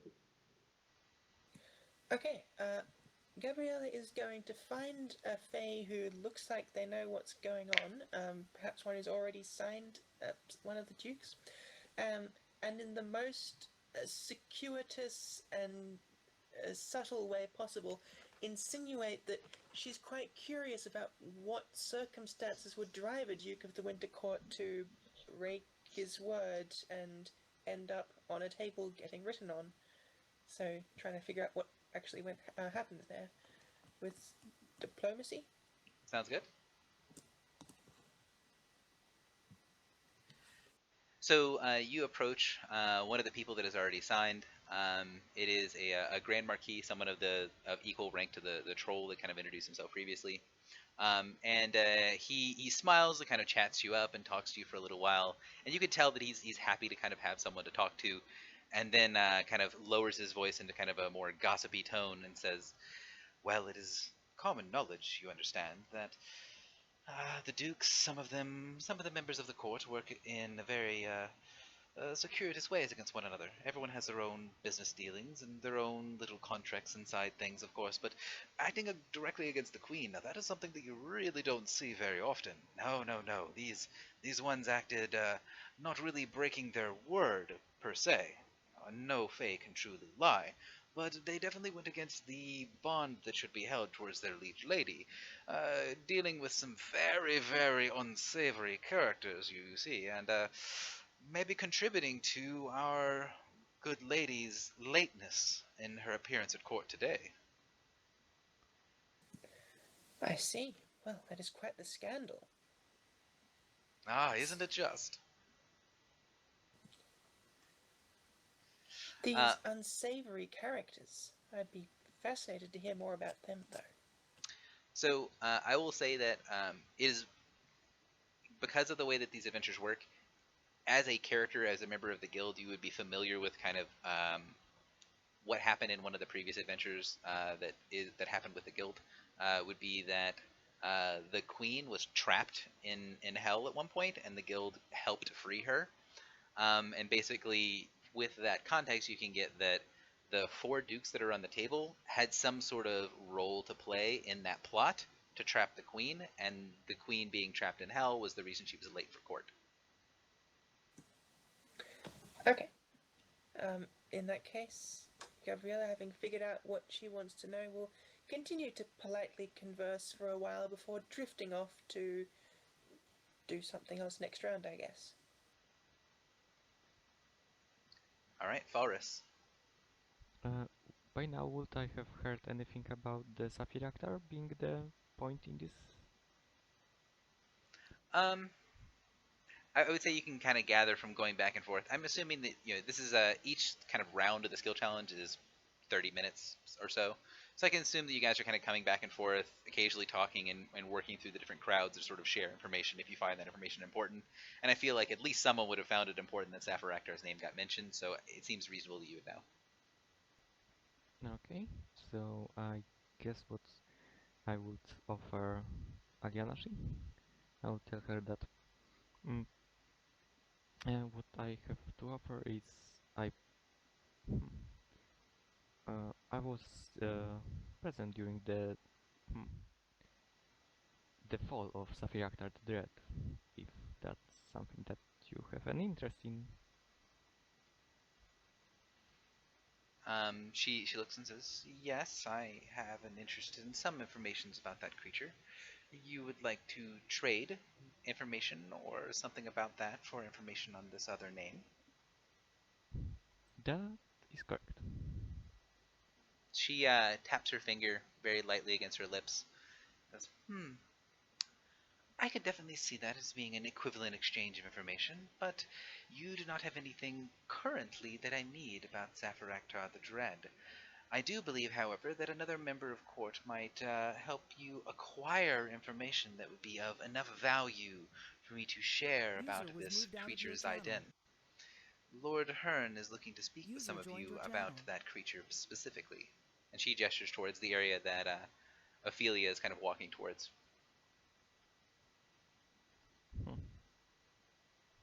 And you would be grateful if I acquired that information and traded it with you? You see a little bit of a dangerous sparkle in her eyes and says, I would be very grateful. Sounds like I know what to do now. And I think I would excuse myself, and before going to Hern, I would also go to the Duke stables, and if I don't need to wait long before my turn goes, I would also write. Actually, what are other people writing on the Dukes? So you can see that they are each writing the same word in a bunch of different dialects of Elven.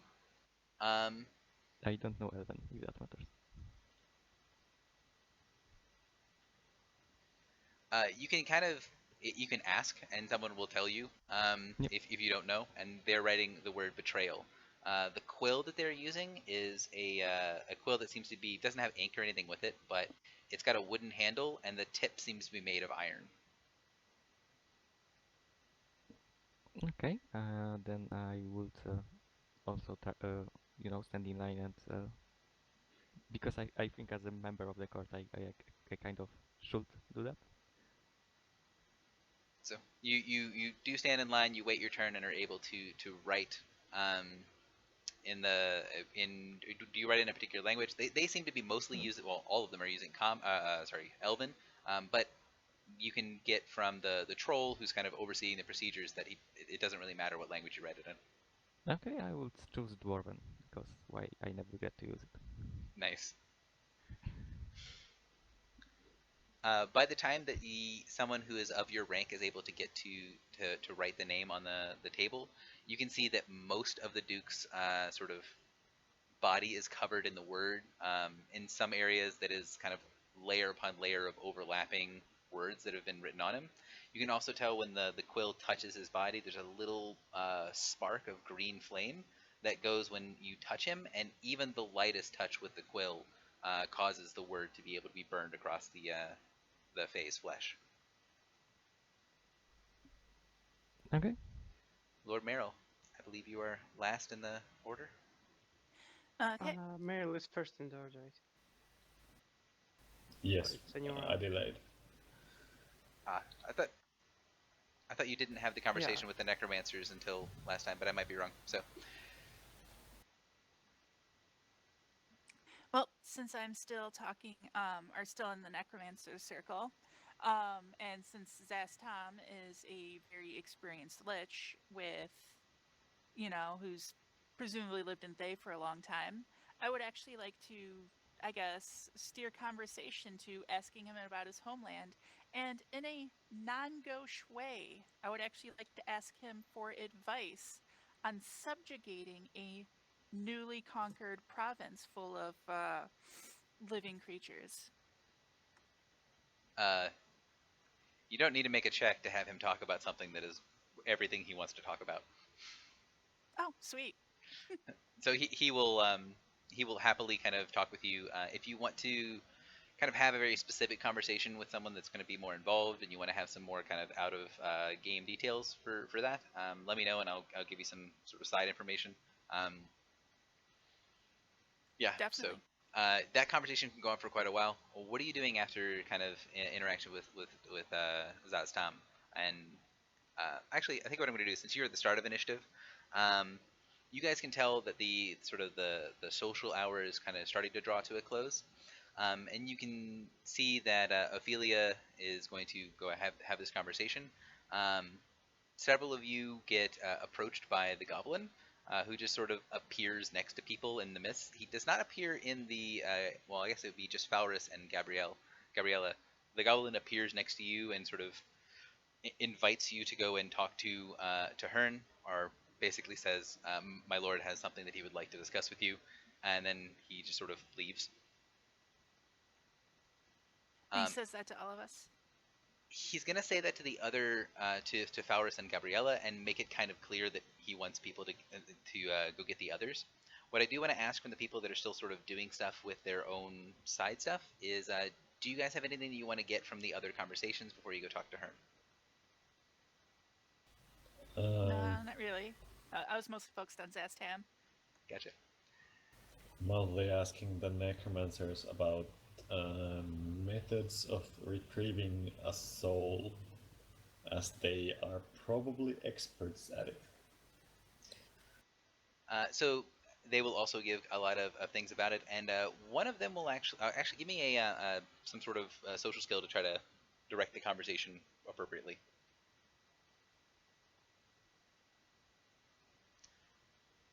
So they talk about the key important part is the transition.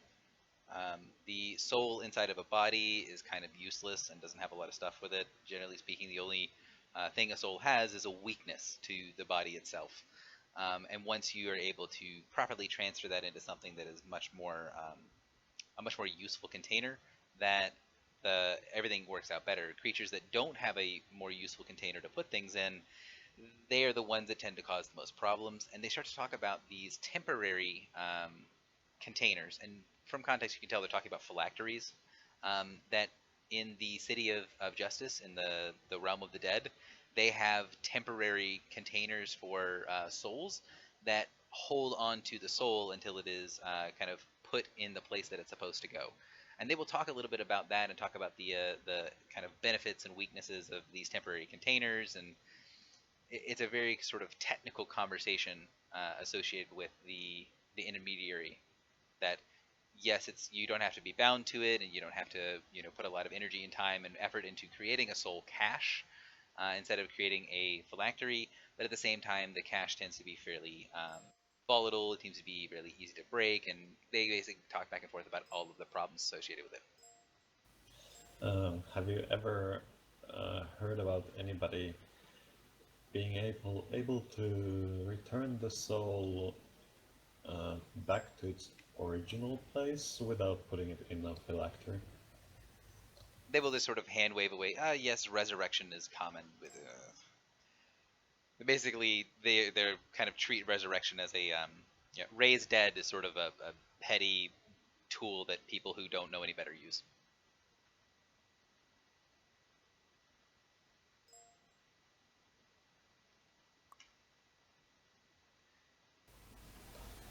Can you hear me? Yes, I can. Did you hear my response? Okay. It cut out at the word of resurrection. Oh, sorry. So basically, they talk about raised dead, but they treat raised dead as like a tool for people who are uninitiated. Basically, people who don't really know what they're doing. They'll use raised dead instead of using death as an opportunity to actually make yourself better. Okay. So, I believe that is up for everybody, and I'm going to move everyone towards Hearn. When you get close to Hearn and you kind of enter into his aura, you can get the effect of his aura.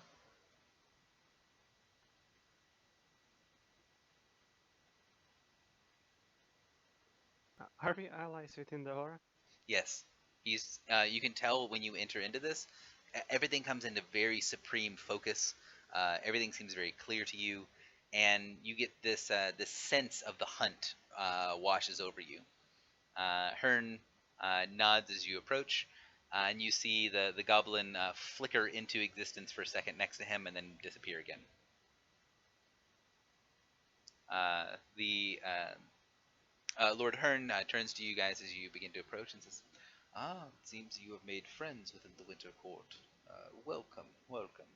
He bows low and says, my name is Lord Hearn, and I apologize for the directness of my summons towards each of you. I know each of you have your own businesses in this place, but unfortunately I have business with you.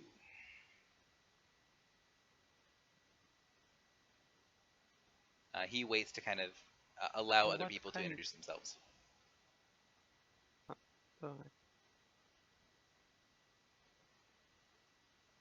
My name is Ophelia. What kind of business do you have with us? He says, it is a matter of perception, really. I am not as fluent in the matters of court as some of the other esteemed members here. I sometimes get confused about these little improprieties. As such, there is a question I must pose to you people.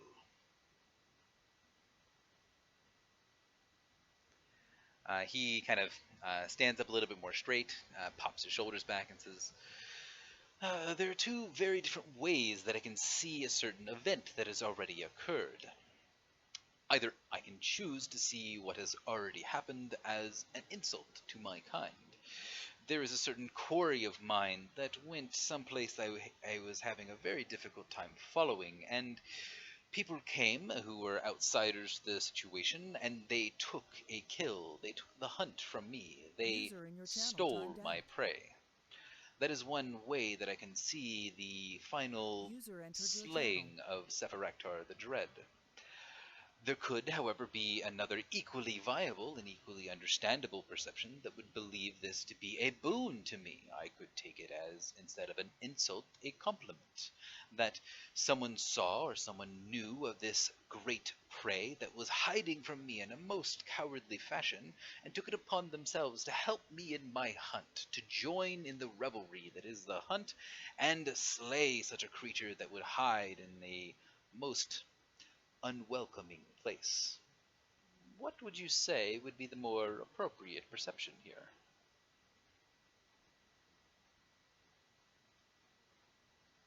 He stops talking and kind of turns his head and gives a very ghostly looking smile towards you.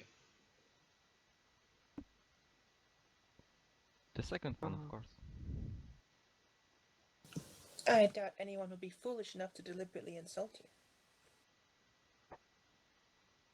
He smiles, and when he smiles, he looks much, much more like an elf. You see that kind of grayness around his eyes fade away, the skin gets a little bit fuller. His smile has a certain element of that sort of fey glamour that comes with a lot of the other members of court, and then it rapidly kind of fades back down to his more ghostly looking appearance. He says, yes, yes, but then the question becomes, if this is a matter of perceptions, how it is seen by others and not by myself. I could easily see this as a great boon that you have done for me, but for others to see it as such, it would be beneficial to all of those that wish not to be insulting and those that wish to have new allies to work with if we were seen working together in these endeavors. Would you not agree? Of course. So he smiles and says, yes, yes, killing your prey is an excellent first step. I would know I've slain this particular trespasser before. We have something of a kindred spirit in slaying this dragon. However, it is going to be not quite the correct method of, not quite the just method of happening if things continue to proceed without outside intervention. There are forces that wish to make sure that this particular soul does not arrive in the Nine Hells to its rightful place with the very unforgiving master who will be waiting for him on the other side. They seek to destroy the soul and possibly lose what sorts of invaluable information that soul has that might be extracted from it once it goes to the natural and rightful place it should go. He kind of pauses a minute to sort of take a check from your reactions. Partially, he seems to be testing to see if everyone is understanding, and this is the DM kind of taking a moment to say, does everyone understand what he's getting at? I believe so. Do those of us whose characters didn't do anything to do with Godless know that much about Zapharakta? You know that the guild slew him. Okay. You can also tell that from the way that Lord Hearn is talking, he's not really talking about you all as individuals. He's talking more about your organization than he's talking about you as kind of individual people.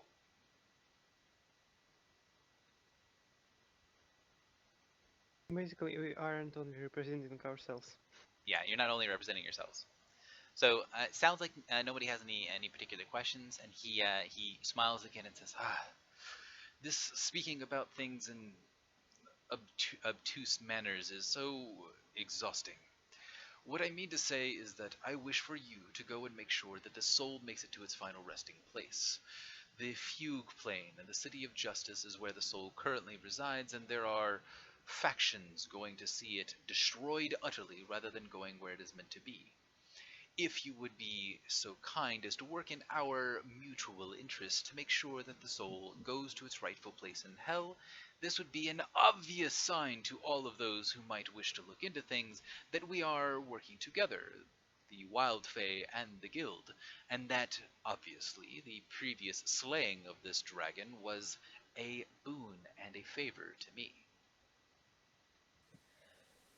Are any of the other factions that would not want this soul to pass on present here? Would we be offending members of the Winter Court by helping you? He smiles and says, the members of the other factions are not as straightforward as I am. I cannot tell you what the different machinations of court are. I am not very skilled in this manner, and I understand that I am not very skilled in this manner. Suffice to say that the official stance of the court is that the rules must be followed, the old ways must be honored, and that no one here can act against you if you act in the best interests of the court itself. Basically, unofficially, he doesn't have an answer for that. You might be offending someone, but he doesn't know or he doesn't want to share that information.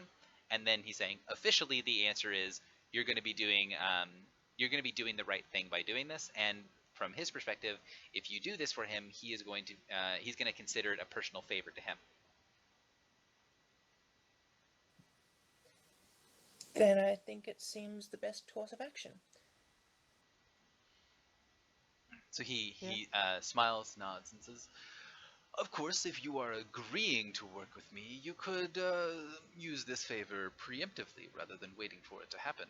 It would be in my best interest and also a favor to you to allow mortals a quick and easy passage to where you need to go to secure such things as we are working with here. You could, however, wait until later, which I will be in your debt specifically, and find your own means of traveling to the Fugue."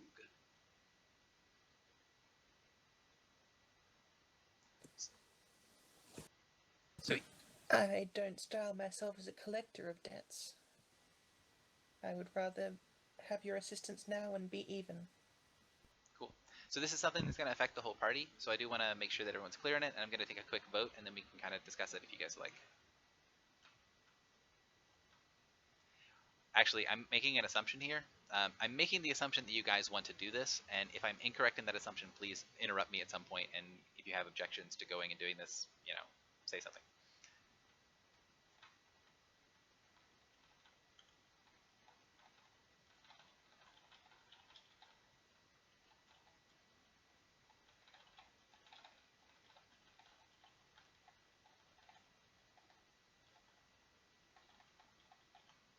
So those are the two choices you have right now. So either you guys can find your own way to get to the Fugue, in which case the Hearn basically owes you one, or you can, or Hearn can send you directly, in which case Hearn kind of is working together with you and is not necessarily owing you one. If you guys could kind of have a discussion amongst yourself, I'm going to go to the bathroom and I'll be right back. So, I could definitely try to get us there. do we really know how? I mean, do we really know where it is, the Fugue? I like Believe having it's- people in my debt. I believe it's a plane. It's a plane, then travel rituals will. How helpful would they be? Well, I mean, there are travel rituals called planar portal, plane shift, astral sojourn.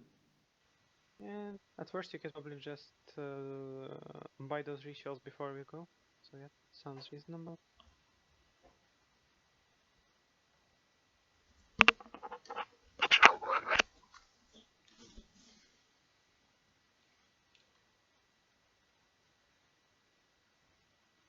I think I also prefer number 2.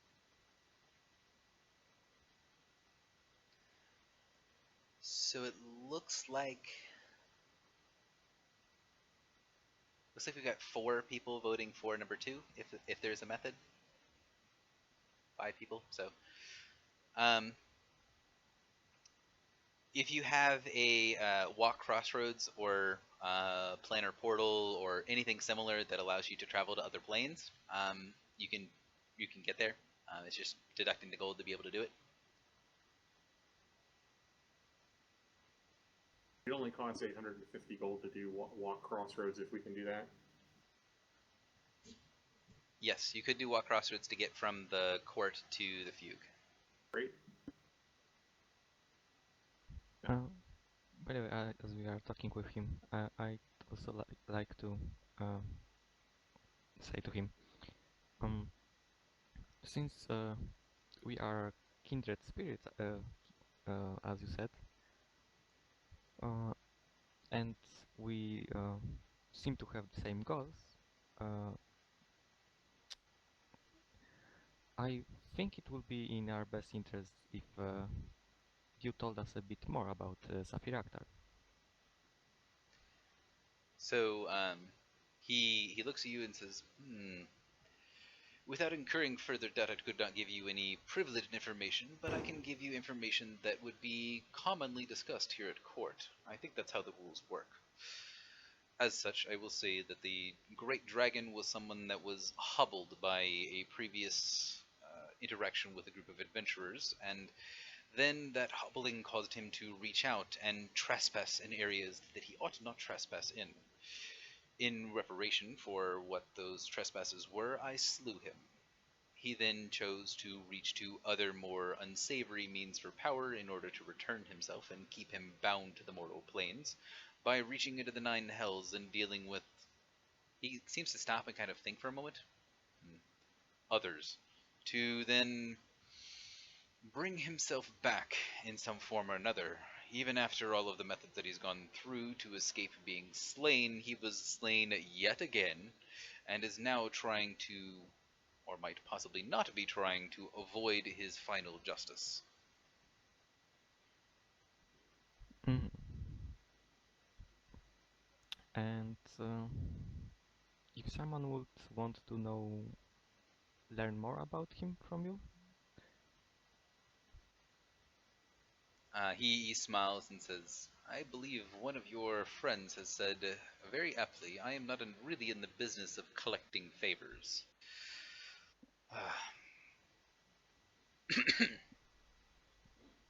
He says, I do not really know what value it would have to me to share extra information to you, or what you have that I would really want beyond what we are working together to do here today.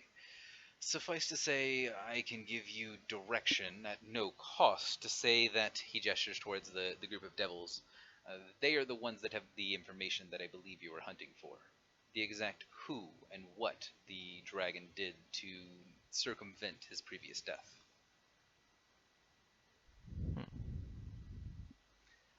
This is the first time that you've asked any of the Fae for the same sort of, hey, can we bargain, that the Fae has not opened with, give me a name.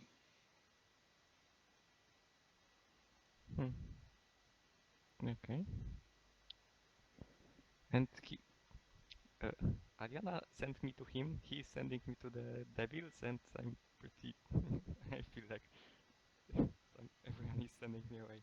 Yeah, I mean you're at court, and other people are kind of shuffling you around when you're asking inconvenient questions. I wonder where the devils is in this. Yeah, nobody wants to answer the question, so they will give the appropriate next person to ask. At some point, they just have no one to point you to, so they will have to answer them. Either that, or they'll complete the circle and say, you'll get to someone who eventually tells you need to talk to Aliana. Yep. So I would like to speak with the devils about it later, but I guess I should also take my chance and ask him. By any chance, do you know the name Zaiden? He says, I do indeed. Quite intimately, I would say. And is it something that you can discuss with us? He thinks about it for a moment and says, yes, it would be considered very much in my nature to discuss other hunting stories. Oh, it's a hunting story. I would love to hear that.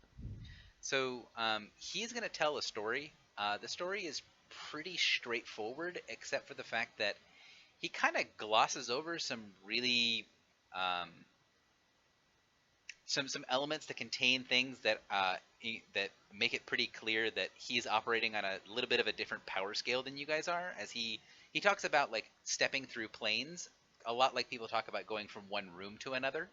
And he talks about going on a hunt at one point with high-ranking members of those that are in good favor with what he calls the Predatory Knight. And he will explain roughly that the Predatory Knight are frequently members of the Wild Hunt, and will talk about how there are events that sometimes the Wild Hunt and the Predatory Knight's hunts, they coincide, and there was this one event long ago. It doesn't really put ages or dates to a lot of stuff that he's talking about. He kind of talks in a more kind of more like a classical storytelling thing, like long ago or in ages past, or gives weird kind of determiners of how long ago things were. Talks about how he hunted with a creature called Zaiden, among many others, and how they were able to take down some incredible prey.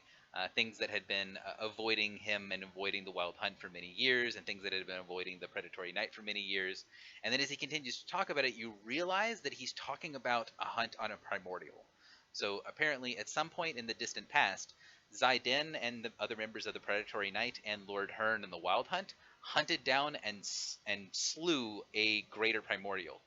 He talks about the creature that he slew in enough ways that while he does not name it, people who are listening can pretty reasonably figure out what he's talking about.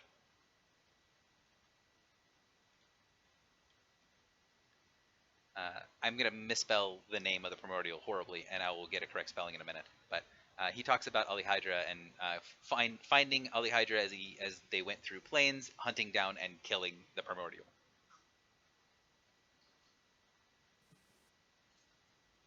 Okay, so Zidon is a member of a Knight's Hunt. So is a member of the Predatory Knight and one of the. And he would also say one of the higher kind of ranking servants of. My brain's going blank.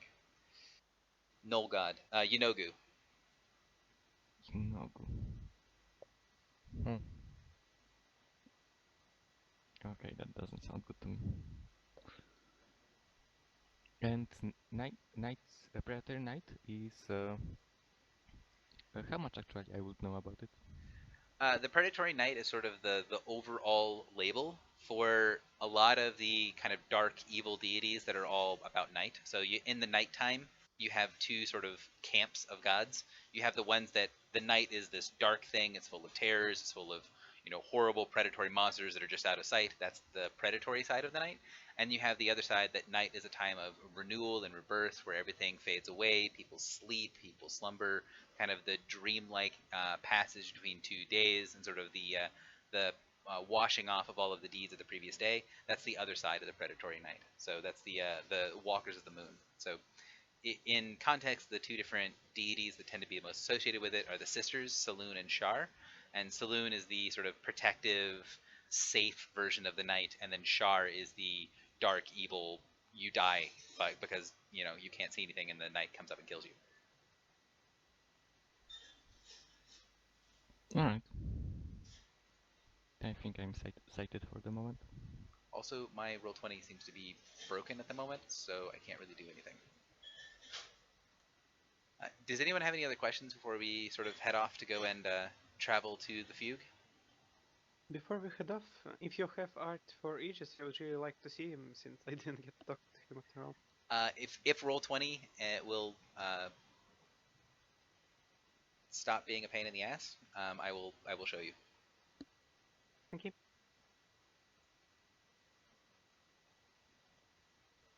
And I don't know why. It's actually Google Chrome that's crashing, not Roll20, I think.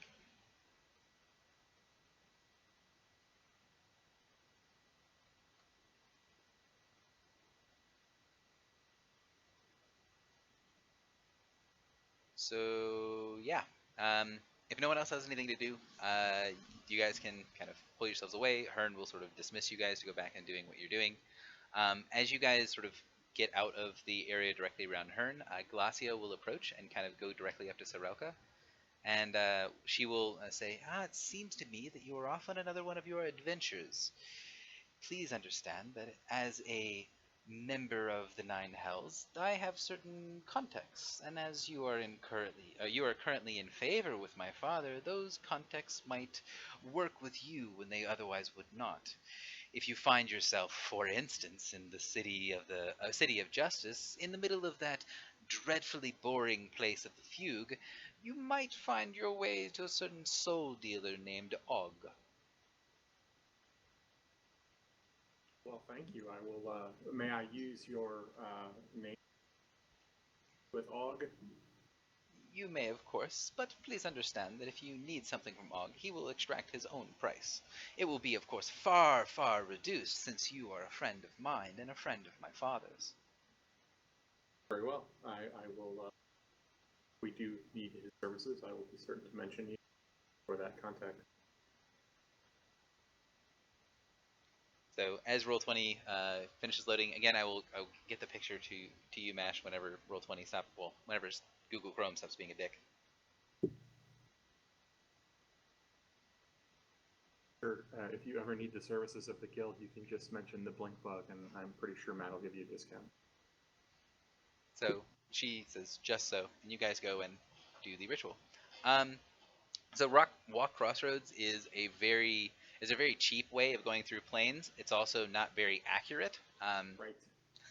It gets you in the correct plane and gets you vaguely close to where you're going, but sometimes really, really not that close. Well, we'll say at the end of the adventure, I'll take the gold from the Walk Crossroads off of the gold on the other side. It's only 850 in case anyone. Yeah, it's not much. And I need for you to make the check associated with Walk Crossroads while I kind of fire things back up that are broken. 27. Can you tell me? I believe it's nature. I'll tell you what that is.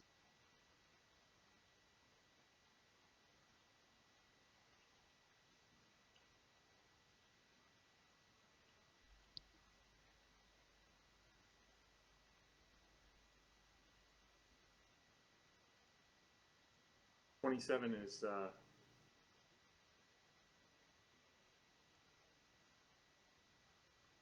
yeah.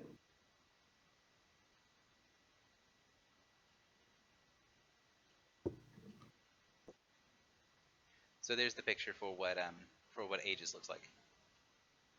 He looks basically human unless you look him in the face, and then you can see that his eyes are glowing pits that seem to be like rotating lights, like a pulsar.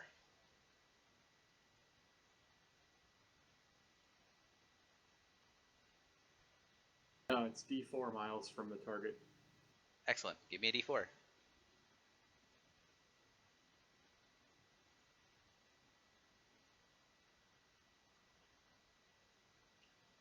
Sam. Excellent. A natural one, that is a good thing. So you guys are able to go to one of the rooms in the guild or one of the rooms in the Winter Court that is for visiting people. Ideally, you can see nothing on this map right now. Correct. And Now we can see lots. you cross over into the Fugue. The Fugue plane is this weird, sort of very, very boring, amorphous plane. There is this ever-present mist that if you look in any direction any further than a few hundred yards, it sort of fades into obscurity. The only thing that isn't swallowed up by the ever-present mist is off in the far distance you can see this ominous crystal spire rising from the walls of a great city.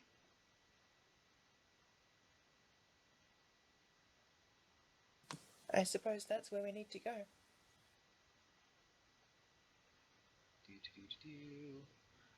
It would be easy for you guys to have common knowledge to know enough about the Fugue plane. The Fugue plane has only one thing really on it. It has it has two things. It has an entire gigantic wasteland of pretty much nothingness that sucks the life out of everything, and in a much more drastic fashion returns undead to its quote-unquote natural state, i.e. it kills undead. And the City of Justice, where souls go to get sorted before they get to their final destination. I don't like this place. We Yeah. have 3 undead characters in the party. That sounds fun. Yes, you do. So the scenes check the scenes cheat sheet has been updated for the next check, which is going to be the Fugue plane. I'm going to clear initiative real quick, and I would like for you to describe to me how you guys are traveling across this place while resisting this ever-present thing. If you are living, to pull your soul out of your body. If you're undead, to drain all of the energy that keeps you as alive, and sort of create a corpse out of your body. So initiatives, please.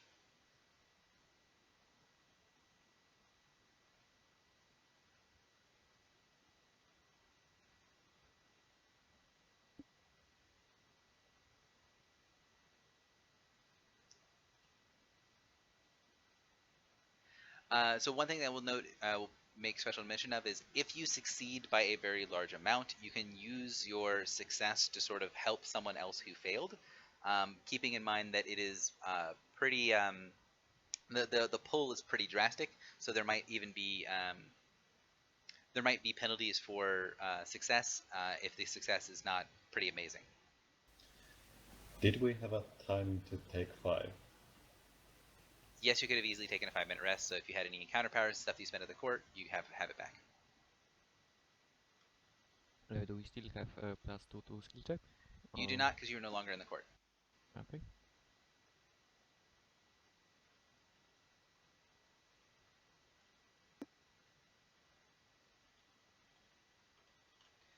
So Ophelia, you're up first. I'll delay because I'm not sure how to do Meryl? this. I need some time to think. Well, okay. So we're trying to survive across the Fugue. Would I be able to do a religion check? Because I'm a recent convert to the blood of Vol, to call upon the power within myself to resist the deleterious effects of the of the Fugue that of where we're currently at, without through sheer force of will. Yeah.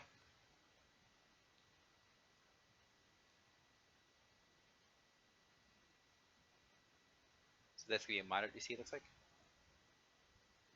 I'm going to ask you guys to keep track of what your result was, and then I'm going to kind of list what happens at the end of the round. Soroka, you're next. Do we still need these wrenches on us with the 2? No, you do not. I'm just going to default and athletics to hasten our pace and ensure everybody is able to find the best path by scouting ahead. I think I'm quicker than most people, if not everyone. Okay. So there's not a lot to scout ahead, but there are certain weirdness in the area that you can definitely avoid. So yes, that'll definitely work. The area is boring, but there are some patches of non-uniform nature.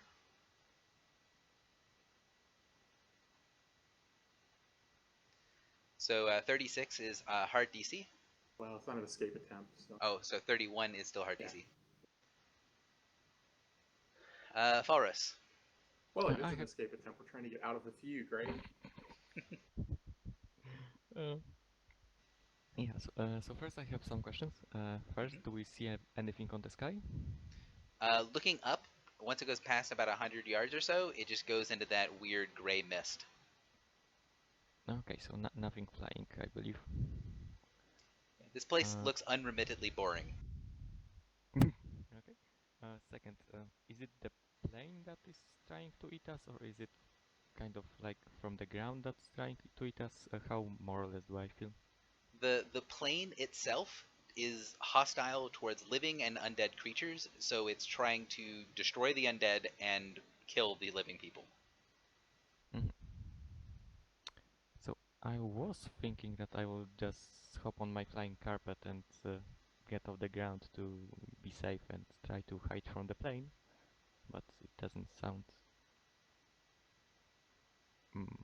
useful. No.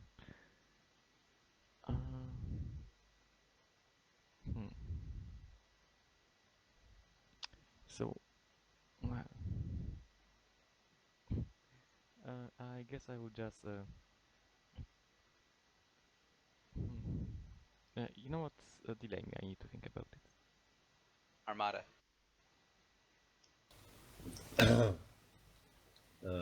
I will put my full concentration on faking that the crown is interesting, trying to see the possible hazards there, keeping my footing, and trying to Um, what's vision as though I would not be here to distract myself from the fact that I am here. Um, as I'd like to roll athletics because I'm mainly pacing myself forward to get through this place.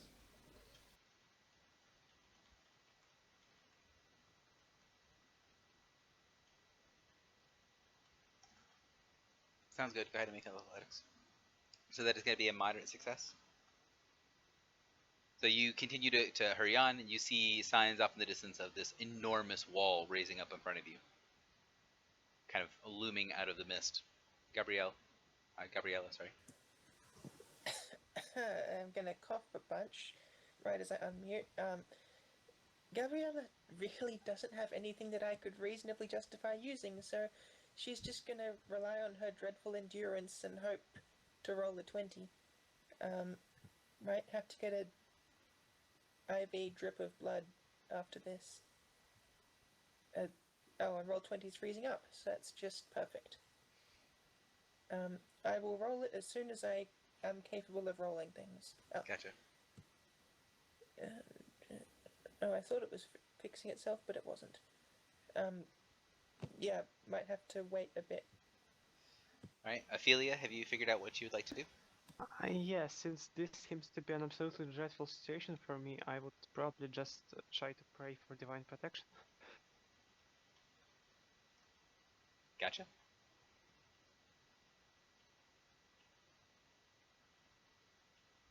I will try to reroll that. Okay. First the encounter report. So that should be 12 higher, so that's 9.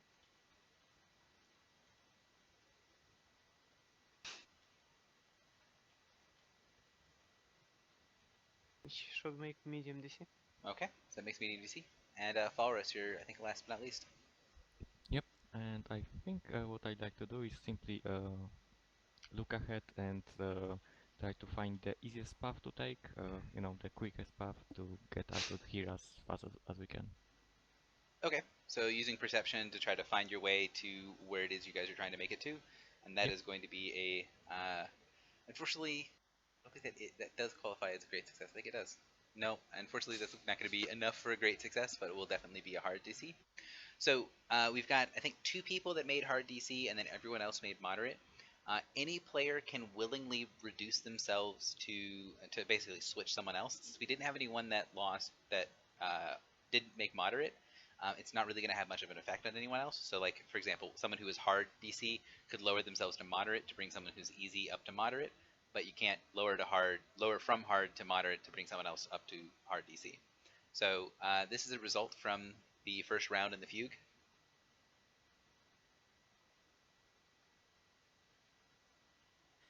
Ooh, ow. Nice.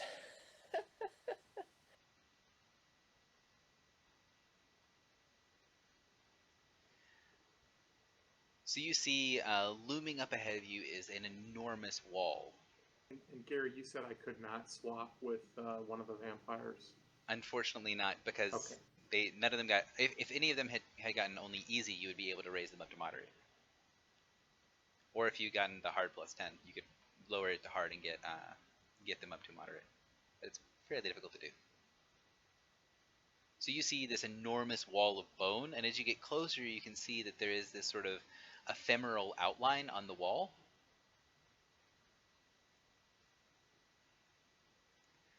And on the outside of the wall, there is this sort of writhing, moving mass of bodies that have been sort of used as mortar between these enormous bones that make up the wall. So the wall is these huge bones, and then the mortar sticking the walls together seem to be bodies and people that start to call out to you as you approach the wall of the dead.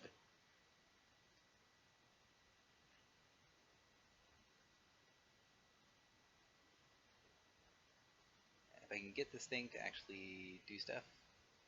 So as you see the wall coming up ahead of you, you realize that you're going to have to either find some way through this wall, around it, or over it. The skill check handout has been updated. You can see as any of you guys come closer to the wall, the creatures of the wall kind of reach out towards you, calling with, entreating with you to come and come closer. And if you get anywhere within vague distance of the wall, you can feel that same sort of sensation of the those of you guys that are living can feel the same sensation that the plane is trying to draw your life out of you, coming from the wall in a much more direct manner. It's not the word I'm going for. Concentrated. In a much more concentrated manner. So, Lord Merrill, you're up first. So the goal is to get either over the wall, through the wall, or around the wall. Okay. I think now is a good time to possibly consider gaseous form and trying to stealthily fly over the wall, if that is a possibility, avoiding the attention of, these creatures trying to reach out and suck out my life force. So one thing I will say, I'll kind of pause for the beginning of this, which I should have said initially. The group at this point needs to make a decision whether to either try to go, how you guys are going to go with the wall, because I don't want to have different people making different choices and kind of splitting the party. So you guys can either find some way through the wall, you can go, or you can climb over the wall. I don't really have a preference on one way or the other, but it's kind of up to you, and you can tell that if you get anywhere near the wall, it has this very strong pull on it. The wall is about 100 feet tall.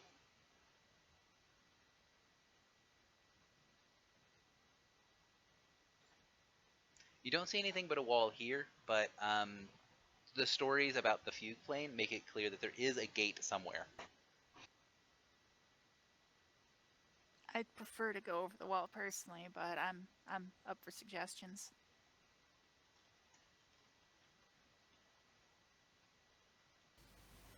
I'd rather not face whatever is guarding the gate, so I agree with that. Whatever is guarding the gate is probably even less healthy for our surges than the wall. Okay, so I did make the correct assumption given the party makeup that you guys were going to default to going over the wall. So go ahead, Meryl, and if you want to use your power to get over the wall. If I remember correctly, you just sort of discorporate and then fly over the wall. Like Yep. It just gives you a fly speed for a pretty good chunk of time, right? Yeah. Yeah, And you then can can I use sustain it. stealth? So yeah, you don't need to make a check for it at all. So you have a thing that will allow you to fly and gives you enough flight to get up and over the wall. You're not going to need to make a check to get over the wall. Okay, cool. Sorelko. All right, so we're going up and over, huh? I need just a minute. Oh, I just want to see if I've got a ritual that will help us travel over the wall. Okay, I'm going to delay you for a moment and Okay. have Armada go. That first few moments here was pretty hard on us, but I believe we can do this. We can make certain that Safiraktar goes to his rightful place in the Nine Hells. So I would like to roll diplomacy.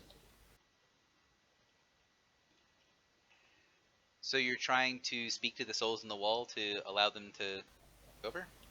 Encourage the party. I know, but you physically have to make it over. That's the hard part. Oh. You can actually interact with the souls in the wall if you'd like. Okay. Then yes, I will find what I would like to say them then. Okay, so if you I will do some kind of social check. So as you get closer to the wall, you see a couple of the souls kind of fighting with one another to be able to talk to you, and one of them kind of makes its way to the front of the pack and goes, hey, you guys look like people that don't belong out in the Fugue. I bet I could interest you in some interest into the city. I, Jace, have the perfect way to get everyone into the city safe and sound for just a small little price. I can get you right up and over this wall in no time flat. He then watches the vampire turn into gas and flow up the wall. Kind of like that, yeah. Like totally within the realm of reason, Jace will be your man.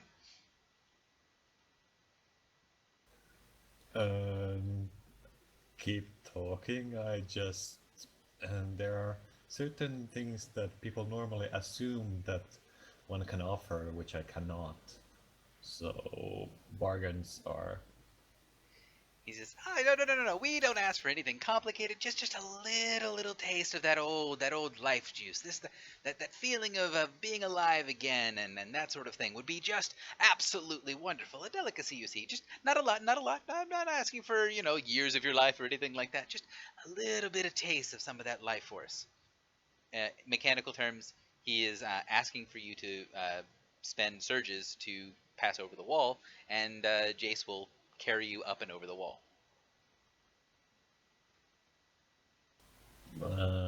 Me- Mechanical terms.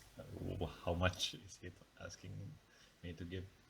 You're not sure, and you feel like the amount of surges he's going to take from you is going to be basically what you can barter and bargain for. So based upon your check.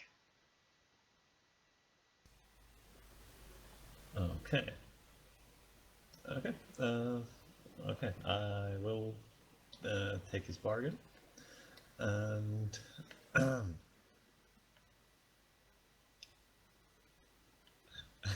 would like to cheat the soul, but whether that is a possibility is another question. I mean, so Jace is going to continue talking, saying, "So we're just draining a little bit of you as you head across the thing, just a little bit of a taste as you go along. Make sure that we're all kind of on the same agreement. If you want, you can kind of convince him to give that you would give him more.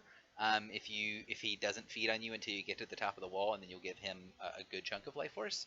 You could basically trick him either by doing that and then staying true to the bargain, and then you'll get a good chunk of your life force, or you can try to convince him that you're going to do that and then renege on the bargain."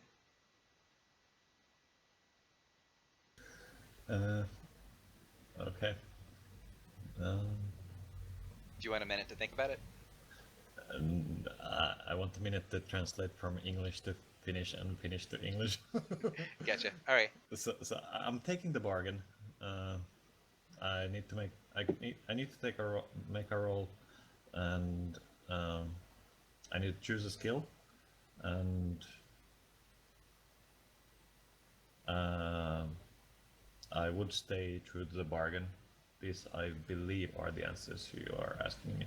Yep. So if you are bargaining in good faith, it's going to be much more likely to be diplomacy than anything else. Yeah. Okay. Diplomacy.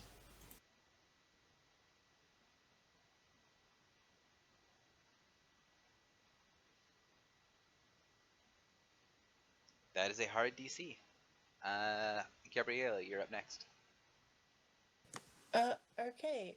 Gabriella is going to try to. The wall looks kind of uneven, so you could use acrobatics to sort of balance your way up by walking on the sloped inclines and such. Yeah, the wall is very much uneven, and if you kind of look at it, it does very clearly seem to slope almost inwardly, like you would be able to make this climb. It does seem like every time you touch it, it's going to try to drain you a little bit, though. Okay, she's going to try to be as light-footed as possible, and get the jumping up into the air, leaping into the air with each footstep, I suppose. But yeah, acrobatics it is. Sounds good. Oh no. Oh, that is going to be a fail on moderate. So, Ophelia, you're up next. Could I spend a daily power as part of the process to assist myself in the check? Yes, and depending on what the power is, you might circumvent the check entirely, like Meryl did with her gaseous form. Well, it's 100 foot tall, so I wouldn't be able to circumvent it entirely. I would like to burn a daily teleport 9 to get me half the way through, so at least the remaining half is quite a bit easier. Okay, if you do that, you get a +10 to your check. Okay, as far as I remember how you described is that the wall is pulling it seems like the souls in the wall are pulling at our souls. Is that approximately correct, my understanding? Two different factors doing different things. The wall, the physical bones itself, are destroying undead energy. The souls in the wall are trying to steal things from living creatures. So, okay, I would like to basically just move as quickly as I possible with teleports, never staying at one place, only barely touching the wall, and trying to position my teleports in such a way that I spend most of the time not touching the wall. Would that be something like acrobatics? Yes, sounds good. And plus 10. So that will get you a hard plus 10 success as you teleport most of the way up, and then basically you can tell that the souls were focusing on where you were, trying to draw life force away from you, and you go to an area that is pretty much devoid of the attention of the souls in the wall, and are able to make your way up and over the wall before they are able to react. Walrus, you're up. Okay, so what I would like try at least is mm, go to Jace and show him a coin and ask him, I have this. Would you be interested in trading this for passage? So Not when shade you coin show him on the the coin, you see his eyes get really big and really round, and he goes, I might be able to find some sort of interest in that. That's very unusual currency. I don't know exactly how valuable that is.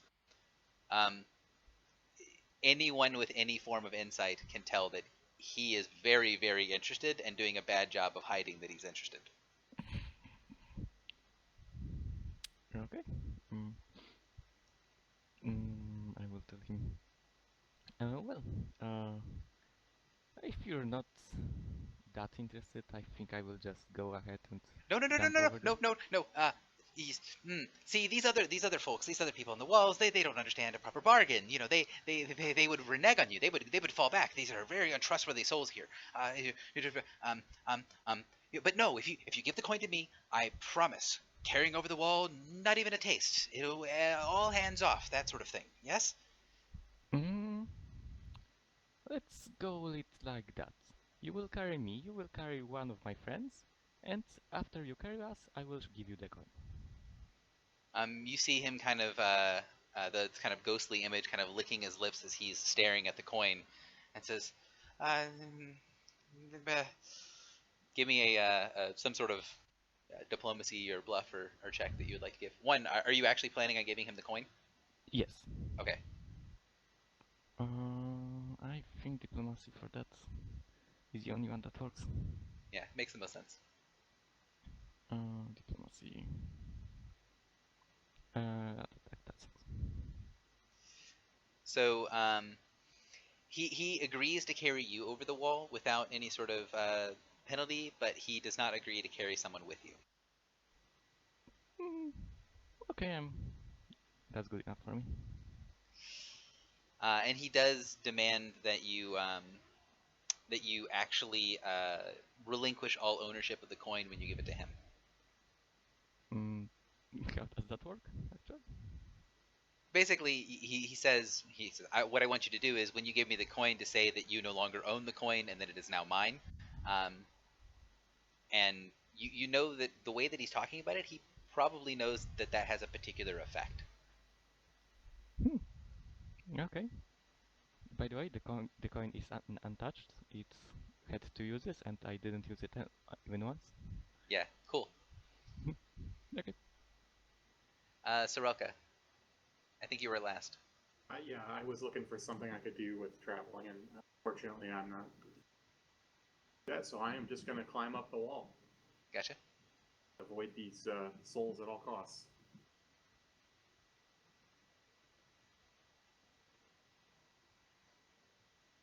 So 33 is hard DC, and you're able to make your way up the wall. I will say that at the end of this round, we definitely have people with very varied checks. If either Fowlerus, if you want to give your free pass to one of the other players, you're able to do so. If you made hard DC or hard DC plus 10, you can lower yourself one category to give the protection to someone else. I will also say you do need to do that before you see what the things do. So keep in mind, you need to say, I give some of my protection or I give help to one of the other players before I post in what's going to be happening. So I could give someone my coin, let's say it, and he can use it, and instead I would have to think of something else then? Effectively, what you would do is you would then lower to hard DC. So the coin gives you a complete automatic success if you actually relinquish control of the coin. So you would instead get hard DC. Okay, and who was on what DC? Who was on the high DC or moderate? Gabriella was an easy DC, so We Gabriella gotta was help. very sad. We gotta help Gabriella and Falrus. I was great. Yeah, Forrest did amazing. Forrest gave the coin, which made him auto pass. Right, He was I saw the 18 and Yeah. thought that was a failure. he was trying to make a check to, in addition to getting the auto pass, to give someone else a Great. success. So then we Auto- only need to help Gabriella. I would give my mm, my part to Gabriela to get her higher. Okay, so you go down to hard to. Can I Go ahead. also lower myself to further get Gabriella to hard DC? So Gabriella will automatically, because if he gets the free pass, Gabriella will automatically auto pass with the shade coin. Oh, okay, then I don't need to do anything. Okay. Where does that leave Falrus? At hard. Okay. Thank you.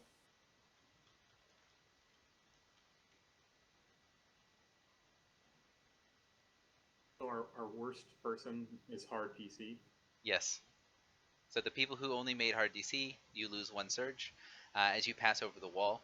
Once you get to the top of the wall, the soul, he has a hard time containing himself from demanding that you immediately give him the coin.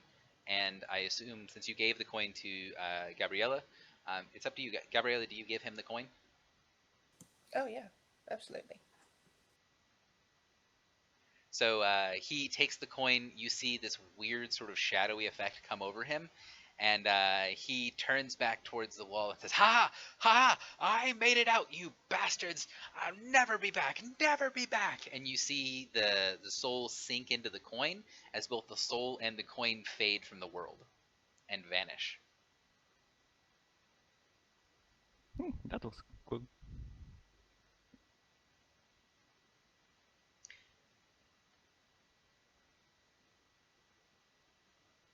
So on the other side of the wall, as soon as you pass over, the street level of the city is actually higher than the bottom of the wall. So it's only, instead of being a 100-foot drop to the level of the streets, it's only about a 30-foot drop to the level of the streets. You guys are Paragon characters. I'm not going to have any part of this challenge be how do you get off of the wall. So what you guys can see from up there is you kind of see the mountain that's off in the distance. That is a huge building with a crystal spire on the top of it. And as you look into the city itself, you see this kind of pale moon that's over top of it. The mist that is in the fugue beyond is not present anywhere here. You see this sort of city of perpetual night with lights that are all over the place.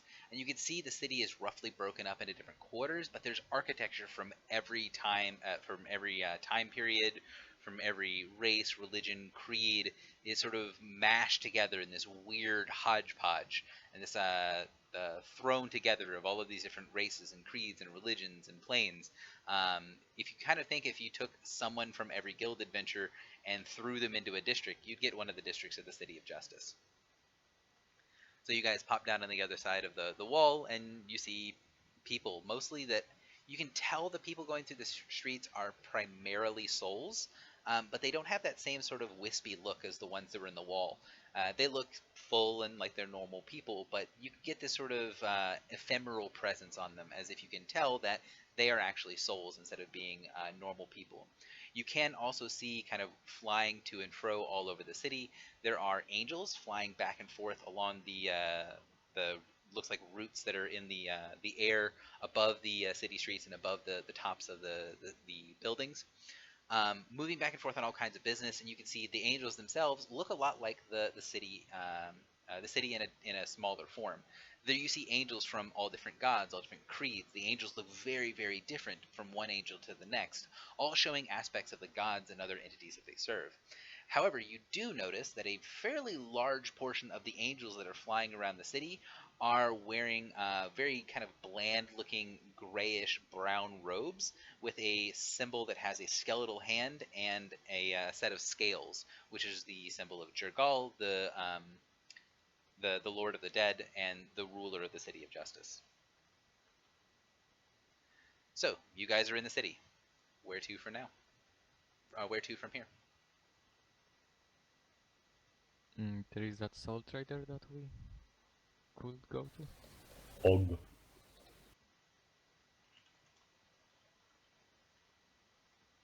Yeah, let's go to Og.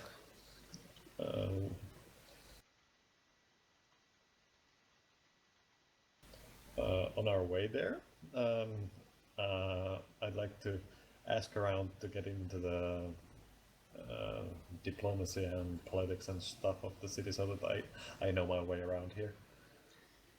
Gotcha. So, if people want to make some of the social checks to kind of go through the city, this is not going to be a round of skill challenge, so there's no check required from people. But if you can go around and kind of gain information from people as you walk through the city itself,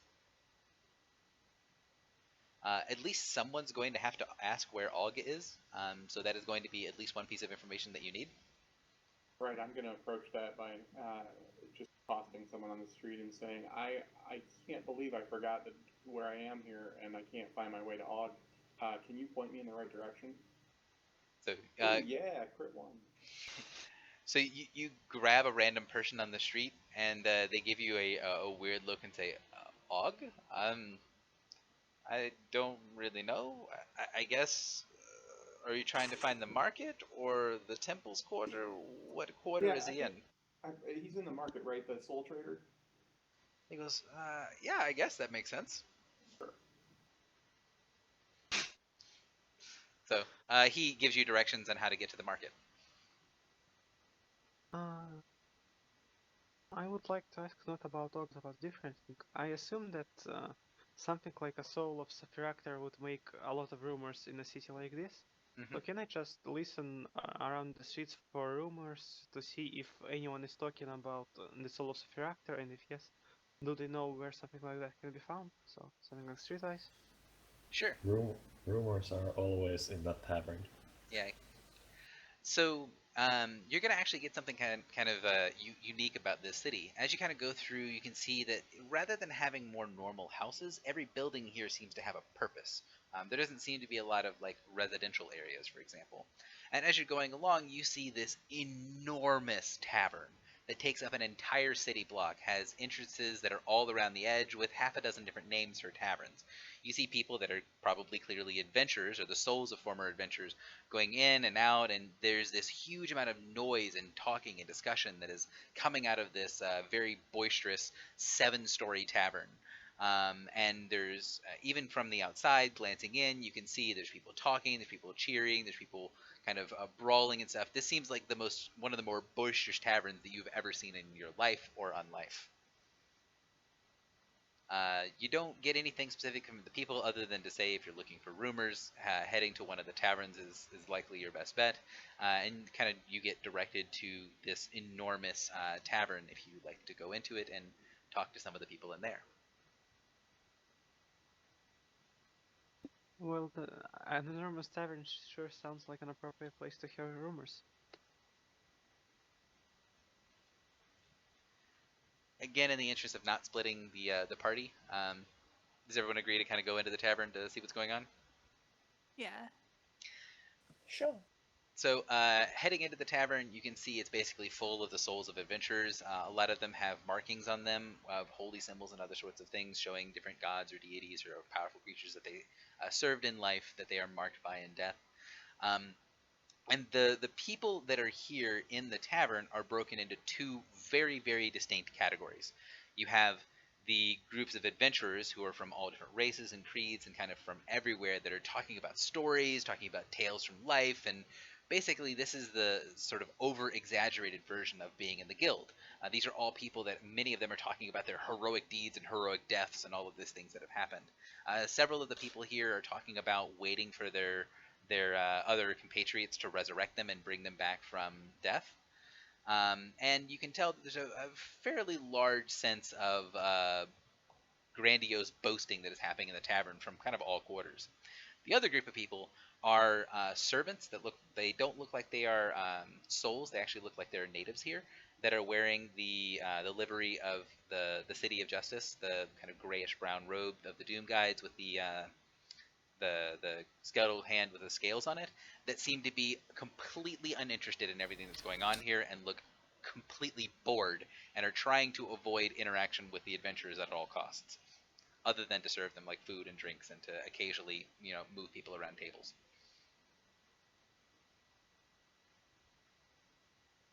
So you see this and you can spend some time in here. What do you guys want to do?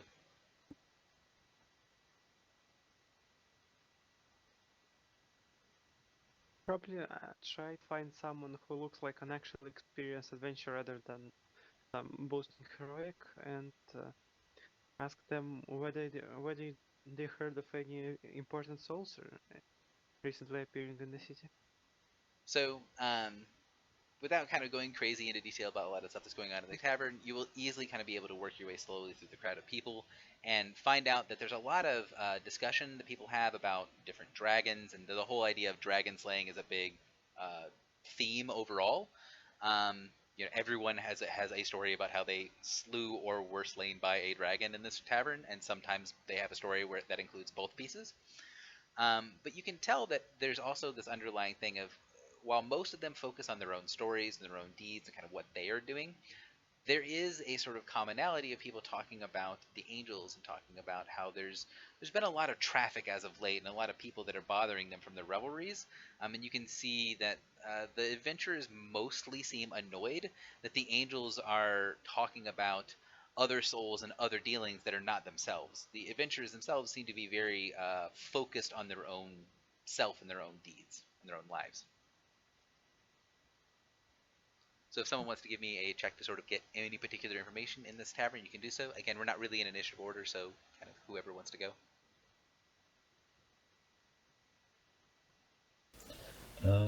I could try to provoke stories about Sapphire Akhtar by, as I have heard some people talk about it in the guild, to give some kind of appropriate lead-in to for someone else to take over and boast their own experiences about encountering him. Okay, sounds good.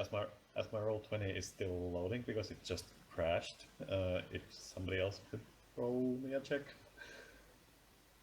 What do you want, diplomacy? Diplomacy at plus 17. Okay.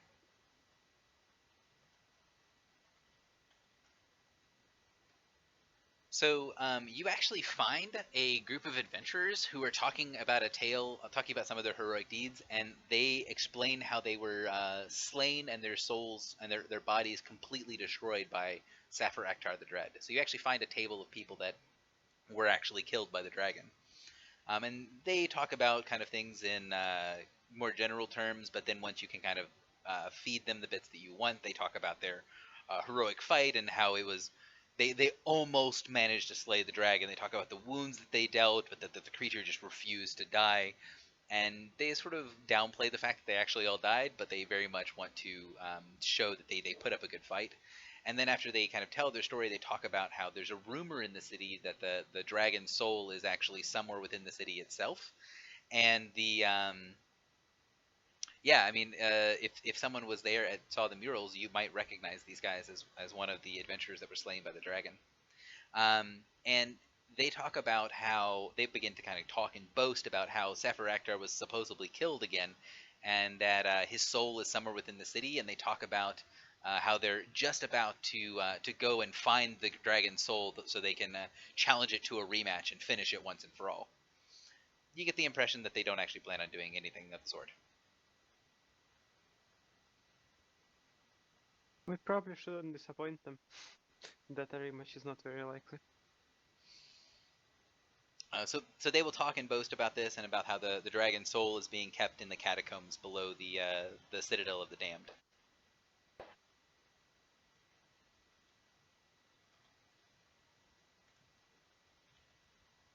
So now we know where the soul is. Yep. Or nice. Or at least according to them, and that seems to be something that the other tables agree on, is that it's the only place that a soul would be. Well, only place that a soul that is important and under close observation would be. Well, since we learned that, we might as well check up on Og. So I'm gonna, well, it's not really an initiative order, but I do want to make sure people have a chance to talk. Meryl, do you have things you want to do in the bar? No, not particularly. I'm good. Falrus? No, not really. Gabriella? Don't think so. And last but not least, Soroka. No, I'm good, thanks. So it does sound like you guys have the options now to go either to talk to Og or to go to the Citadel. What do you guys want to do? If you could type your vote into chat real quick for me.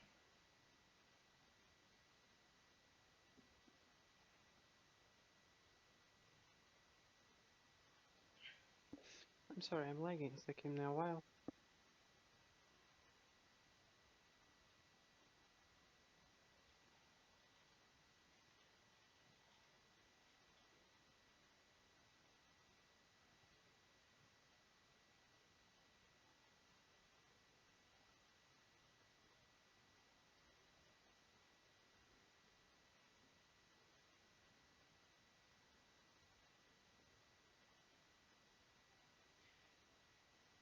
So it looks like we've got 4 votes for Og and 2 votes for the Citadel.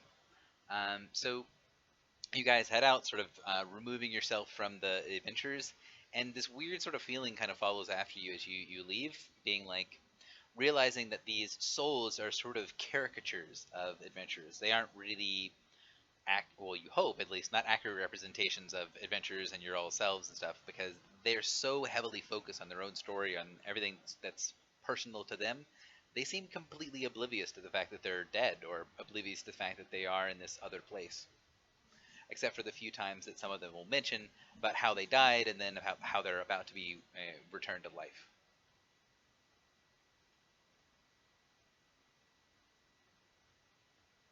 He talked about a temple quarter, that there was a temple district and that there was a marketplace. And if you guys want to get more information from the people around the taverns, the people on the streets, they will tell you that, yes, Og is in the marketplace. What is in the temple district? Do they know? Faros gives the obvious answer. Temples to all the different gods.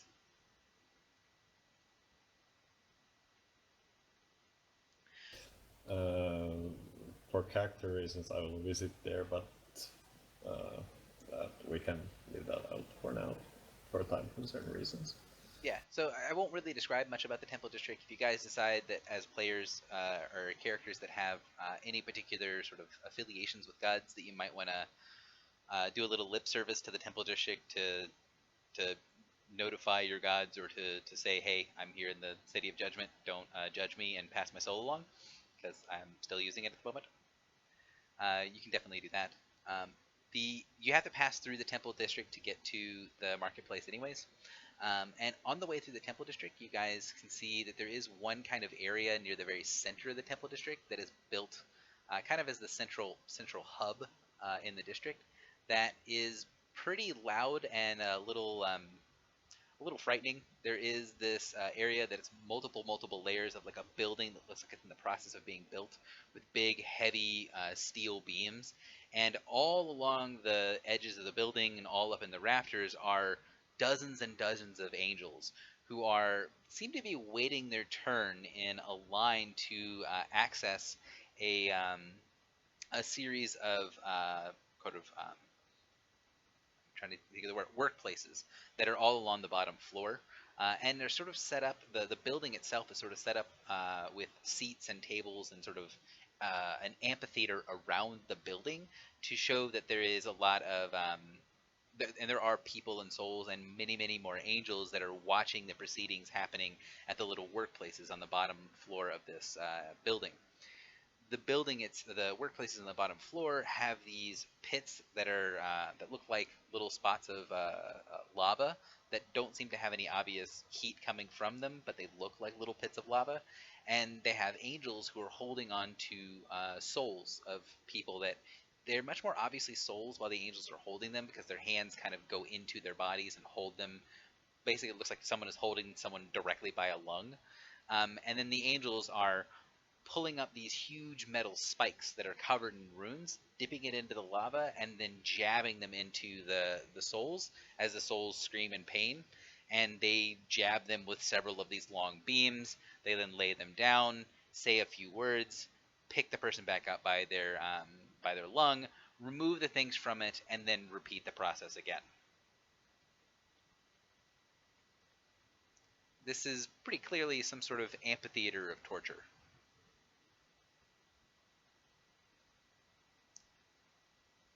That's brutal. Amphitorture. Does anyone want to do anything with this, or just kind of pass by and try to not be one of the people that's in the middle? Let's liberate all of the tortured people. Let's look at them for ideas for later. I feel like Lord Beryl will make a good lord. So you see this and carry on. Heading back, heading through this place and getting into the marketplace. You can see once you get closer to the marketplace, it's easy to ask people for directions, and you can see there is a building that takes up about the same amount of room as the tavern did before. Basically takes up a whole city block.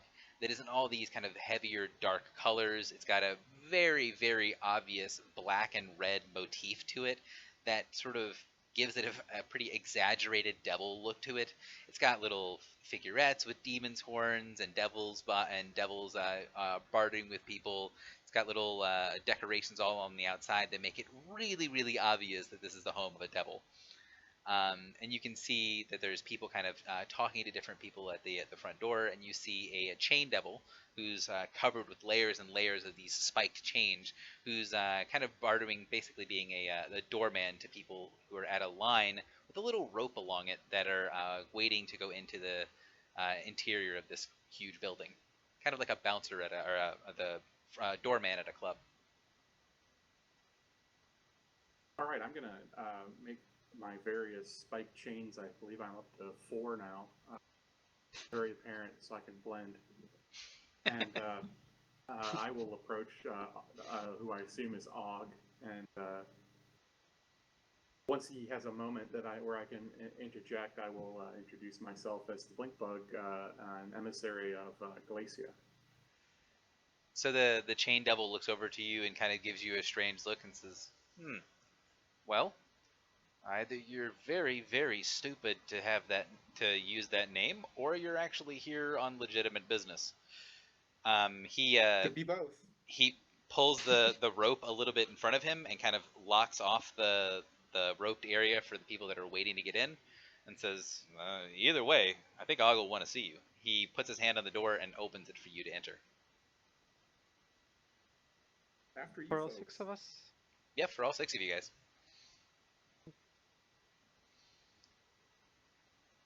So you see the chain devil kind of just shake his head as the last person comes in. He closes the door and then turns back to the people waiting in line. The interior of this very much fits the same motif. It is clearly designed like a nightclub, a little bit after the way that the Winter Court looked. It's got bright, flashy lights. It's got a lot of things going on. But in the Winter Court, there is this measure of elegance, of beauty, and that sort of thing. Here, all of those elements have been stripped away and replaced with elements of sort of debauchery and loudness. There's some pretty unspeakable acts happening, many of which that are in the corners, but some are just happening straight in the open. This is a place where anything that you want can be gotten, and there is no holds bars on anything that happens in this place. Souls are also very resilient to other sorts of harm and that sort of thing. So you see that the side attractions here are only marginally less brutal than the amphitheater of torture for some of the people. And you guys can sort of wind your way through the crowds of people. that are dancing to this very loud, blaring cacophony of music. It doesn't take a lot of time and energy if you freely use Ogg's name and say, hey, I'm here to speak to Ogg, that people will direct you towards a back room. There is a big, burly guy that looks, at least in function, a lot like Mag's troll, although he is a Baylor, and he is looking, staring down at people that come close to one of the back doors. He accosts you as you guys get closer, goes, no one who's not going to see Ogg is supposed to be back here. Go back to the party, little ones. Actually, we're here to see Ogg, so that works out great. So his eyes narrow a little bit, and he stares at you and says, why would Ogg want to see you? Because he likes to stay in the good graces of Glacia, and that's who we're here from. So he stares at you for a moment and goes, He knocks on the door fairly loudly. You hear something kind of whispery, appear around his head, like he got a sending or something equivalent. And then he says, go in. He hooks his finger on the top of the door, and you can see there's an indentation for where his little hooked claw is supposed to go. And then he opens the door for you guys to walk in underneath him. The back room where Ogg is very kind of luscious. It still has that sort of black, brown, and red motif that makes it sort of ostentatious, but still very devil-oriented. And you see in a chair that looks to be made of some sort of leather of questionable origin, there is a man who's just sitting in a relatively blank room, who's in a vest, tie, and a shirt that looks very immaculately clean.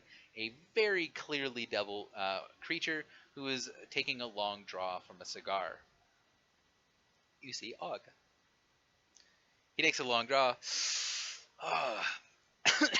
So, I hear you've been tossing around a couple of good names. My name is one of the best. He taps the cigar out onto what seems to be a table that is, if not invisible, at least extremely hard to perceive. So, what can I do for you? Well, certain interested parties are looking to make sure that a specific soul gets to where it needs to go. We're here to do that.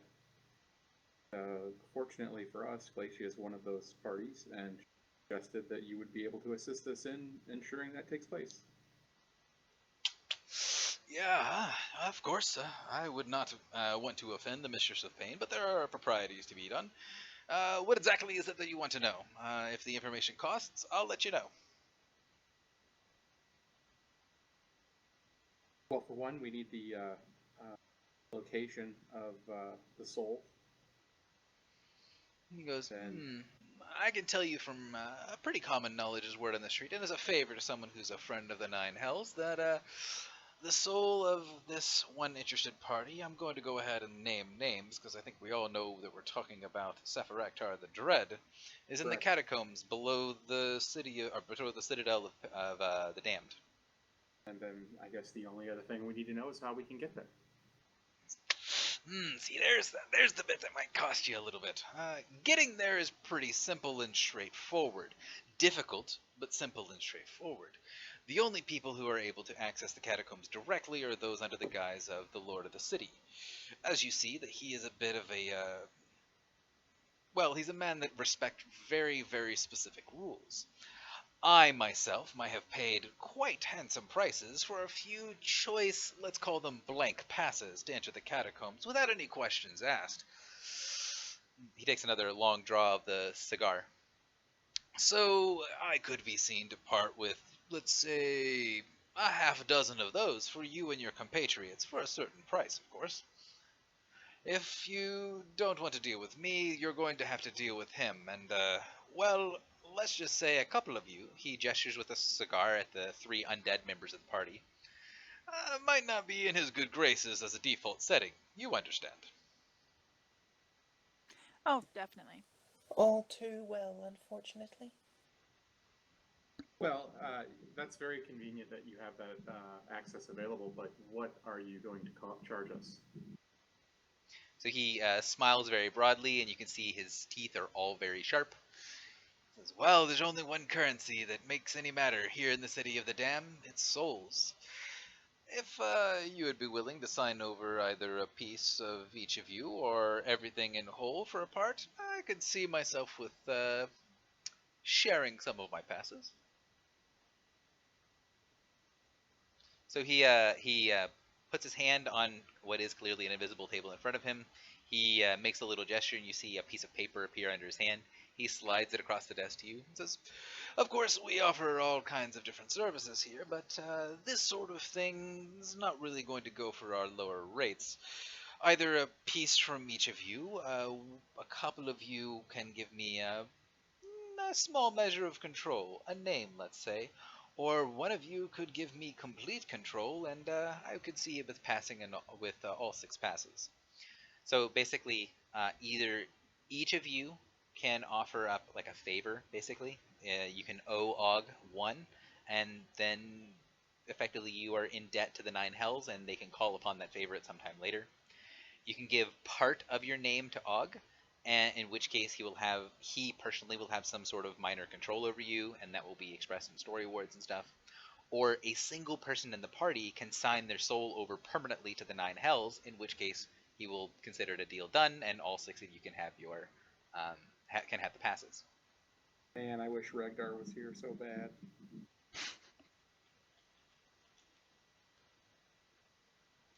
Personally, I'm for finding the correct way to enter the catacombs at this point.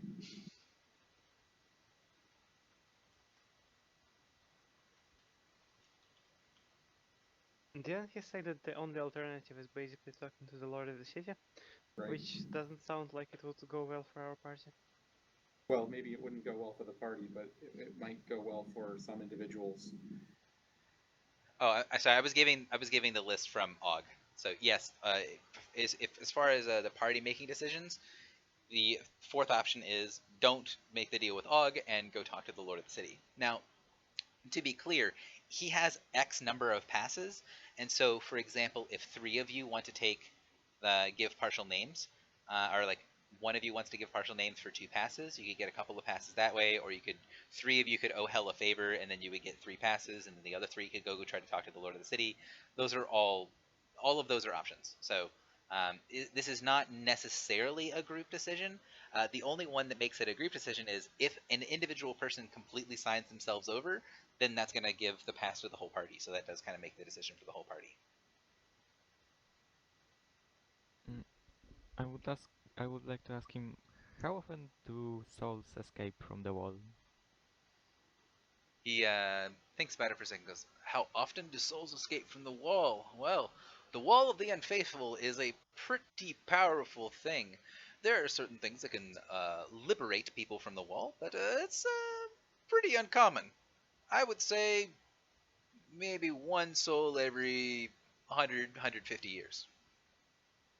Okay, so would you be interested in knowing that maybe such a thing happened? Interested in knowing about it? Nice information to have. Don't think it's necessarily worth a pass. If not a pass, then what would it be worth, I guess? Well, you could spend some time here. We have some excellent distractions here that are available, and we'll kind of pitch some of the other services of the Soul Broker. Basically, the stuff that you guys walk through to get here is what he's going to pitch instead.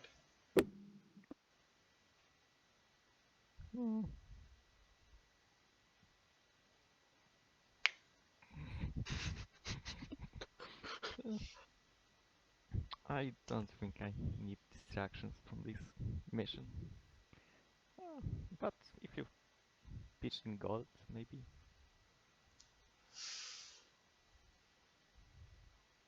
So, effectively, he's not going to give much to contribute to this part of the thing for the knowledge about the Shade Coin. But if you want to get some minor thing from him for roleplay wise for your character, or if you want to kind of be in his good graces if you encounter him later, you could tell him about that sort of stuff. Assuming you guys ever encounter him again, which I don't really know. So I do want to get sort of votes from the party. So if we can pause for a second, because I at least get a. This is not a vote to say what the final answer is. This is a sort of me taking a quick look at what the party wants to do. I have a sort of question before saying my answer. Go ahead. Is it basically an option to ask him 4 times the thing, then go to the Lord of the City, and if I dislike the option of the Lord of the City, go talk to him again? Yeah. Og is pretty confident that what he offers is something that you all need and will not have a problem with you guys stepping away. Okay, then 4 it is. That sounds very reasonable. Okay, so because of the kind of going down all of the avenues and kind of checking everything with minutia is going to necessitate me sort of shortening some stuff. I'm going to take this as a moment to kind of say Og says farewell, this sort of thing. He seems pretty confident that you guys will be back, and as you guys go, you guys head back through the city and can easily make it into the where the Citadel of Dam is a huge glass fortress that has a bunch of sort of Gothic architecture and lots of angels and other sorts of servants of the City of the Dam that are going to and fro. As you go inside, it's very easy to find someone to talk to, and you'll pretty much be immediately accosted by someone who's asking you what you're doing here and what your business is in the Citadel. And I feel like it's pretty reasonable for you guys to say that you want to go talk to the Lord of the Citadel, unless someone else has something else that they want to tell that guy. That's fine with me. So you can tell the Doom guy that you would like to go speak with Jergal. There, he's going to ask, "What do you want to speak to Jergal about?" There's I'll run this by the party before I run it up the flagpole to them. Can we just present ourselves as here because we know of a security threat to the city? Well, we're volunteering to make sure. Sounds reasonable. We're volunteering to make sure that that threat is not realized. Does anyone object to that? No, I don't. Cool. So the functionary will kind of nod to you. He doesn't really seem to have a lot of expressions, and will take you through the inner workings of the Citadel, up several flights of stairs. You very much get the impression that every time you go up a flight of stairs, that it actually feels like you go up several floors. And will lead you to a wide open antechamber that's fairly bare. It's bare bones, and you see a figure sitting before a large kind of a large window that has a view of the entire city behind him, and he is scratching notes in a notebook or in a huge book that is laid in a table in front of him. The functionary announces you all as you guys enter in, and you see the skeletal figure kind of look up and go, "Yes, you are here because of some of the problems in the city." He does not seem to be stopping writing. "What is it that I can do for you? If you do not already know that I am Jergal, the Seneschal of the Dead, you know it now, and we will not have to do proper introductions." He doesn't seem to look up from his page as he's writing.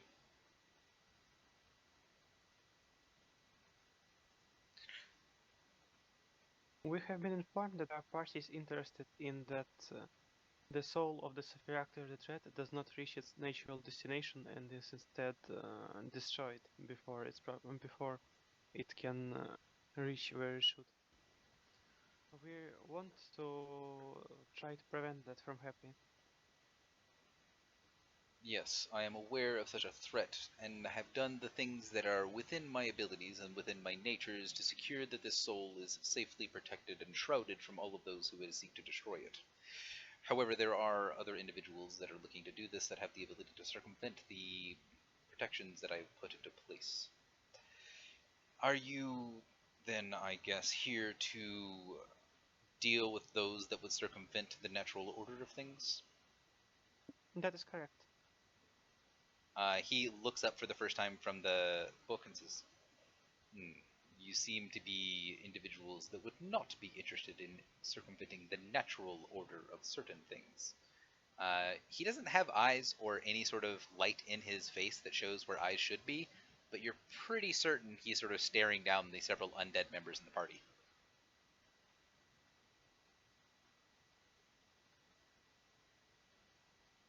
Undead people, you should react to this. Oh, that definitely causes me, some worry. And I'll try to like Who? shift the back away from his gaze. I'll probably just reply with, what are we does not define who are we. He looks up and goes, that could be so. I could be known to make minor notations on people who are unnatural, and those that are natural that wish to be more favorably be treated should they do certain things for me that would be worth such distractions. The soul that you are no doubt after and have interest in is only one of several problematic souls being kept in a special demesne for their proper place, for their proper passage through the city. If you would find it immediately in your best interest to not only deal with this soul in question, but deal with the other souls that need to be protected from collateral problems, I could be seen to make a minor note in my book about your names and how I might treat them should I see them appear in the sands of death. Of course, we would be happy to help out. Yes. So he says, I have your given word that you will do everything within your power to not only protect the soul of Sephirektar the Dread, but prevent those who would cause it harm from doing so, and also to save those souls in close proximity to the domain in which this individual soul is being stored. Yes. You have my word as a noble. You are a lawyer. He takes his hand from the quill, and you see the quill continue to write in the book. He goes and reaches his hand to another quill that's at the table, and then makes a notation on a piece of paper that's next to the book. It says, interesting. That was easier than it normally is with mortals. Give this notation. He gestures towards the note, and it kind of floats across the room to you all. Give that to the Doom Guides, and they will lead you to the catacombs below. I will see this matter as closed until such time as you have failed. He then makes another note on a piece of paper and then shuffles it off to the side and goes back to writing in the book. You are dismissed. So the note in his sort of very angular handwriting just says, these 6 have permission to go to the special quarantine area within the catacombs. Guide them, but do not aid them. And then at the bottom, Jergal.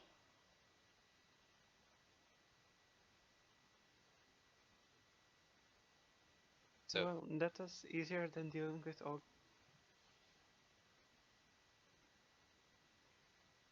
Yeah, you guys just signed up for whatever. I don't know. Yeah, I was amazed at how quickly you agreed to that. Hopefully, dealing with him is better than dealing with Hell, though. Well, it's less morally questionable. It can be worse than dealing with Hell.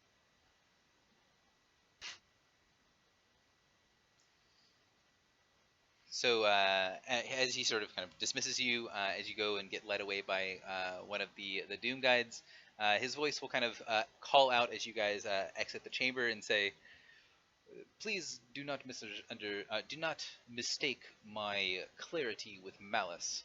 You will not be looked upon favorably should you fail, although I will harbor you no ill will, but merely exact my due from you." And then the door slams shut behind.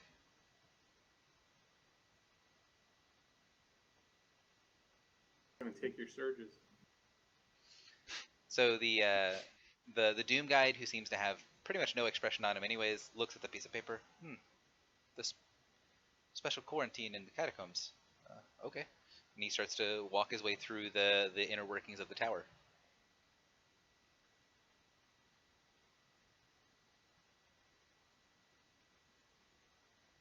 So, did I correctly understand that ultimately we agreed that if it goes well, everything is good. If it goes poorly, bad things happen. If you are able to not only protect Safaraktar's soul, but you've also agreed to protect all of the souls nearby. If you do that, he will make a special notation in his notebook about you. If you fail to do so, he is going to make a judgment call on whether you did everything within your power to protect the souls. If you did not do so, he's going to act very unfavorably towards you. If you fail to do so, he's going to act unfavorably towards you.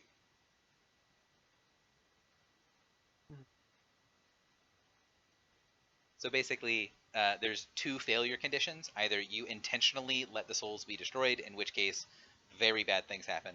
You unintentionally allow the souls to be destroyed, in which case bad things happen. Or you neither, or you actually save the souls, in which case something good happens. Okay. Let's do our best. You can also tell that, and this is not just the DM, this is the way that it was the way the social interaction went during the actual discussions with thing. Og was very individualistic, waiting for individual responses from people and kind of making deals on a very individual level. The Seneschal of the Dead was not like that. Basically, whoever spoke up, he's just like, fine, you agreed, the whole group signs on, get out of my face, and just dismissed you. So the functionaries kind of make their way down to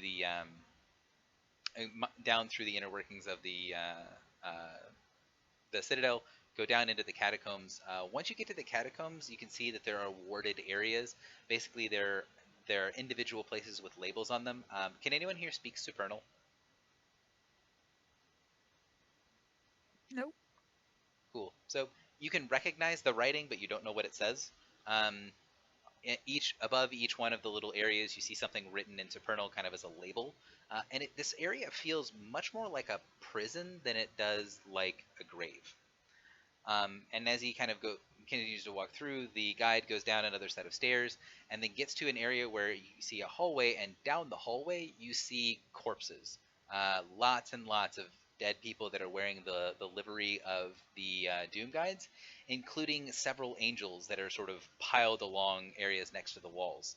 The Doom Guide stops at the base of the stairs, seeing all of this, looks at the note in his hand and goes, well, I am to guide you to the special quarantine.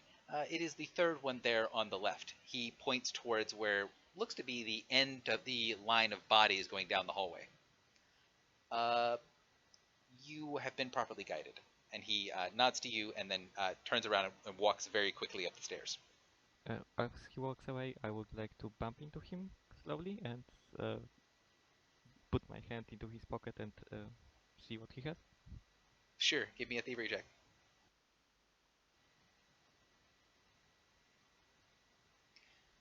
So he definitely doesn't notice you as you remove a set of keys from his pocket. Okay, that's all. So you guys are in a hallway. You see a whole bunch of corpses of angels and other sort of things.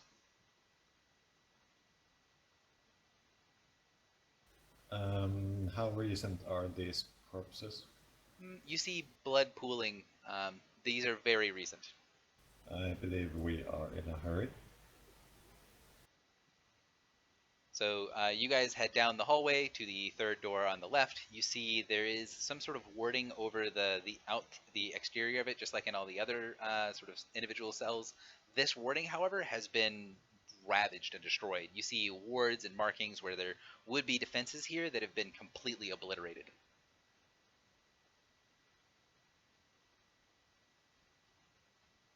So I'm going to not be a failure and have a drawn party box.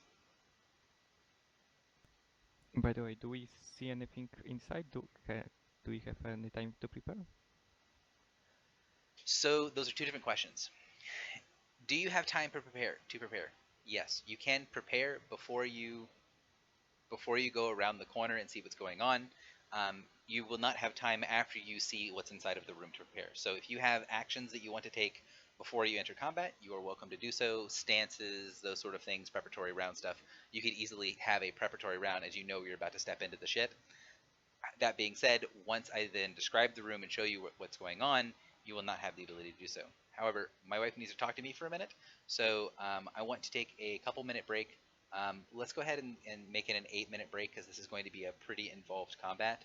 I would like for you guys to go to the bathroom, go with water, go whatever you need to be able to sit down and kind of hardcore get into the combat that's about to come. So we will meet back and start the fight at 30. And by start the fight, I mean ideally everyone has their initiative. Or let me clear initiative real quick. You also Everyone need has to initiative throw. rolled. You need to throw us to the other map if you want us to roll initiative. I will do so. So I'm going to put you to the other map, and I'm not going to describe the room quite yet, but I'll give you descriptions once we get there, once I get back from break. But a roll initiative, place yourselves in the red party box where you'd like to be, and then if something changes because of the description, obviously you guys can change. So I will be right back in a minute.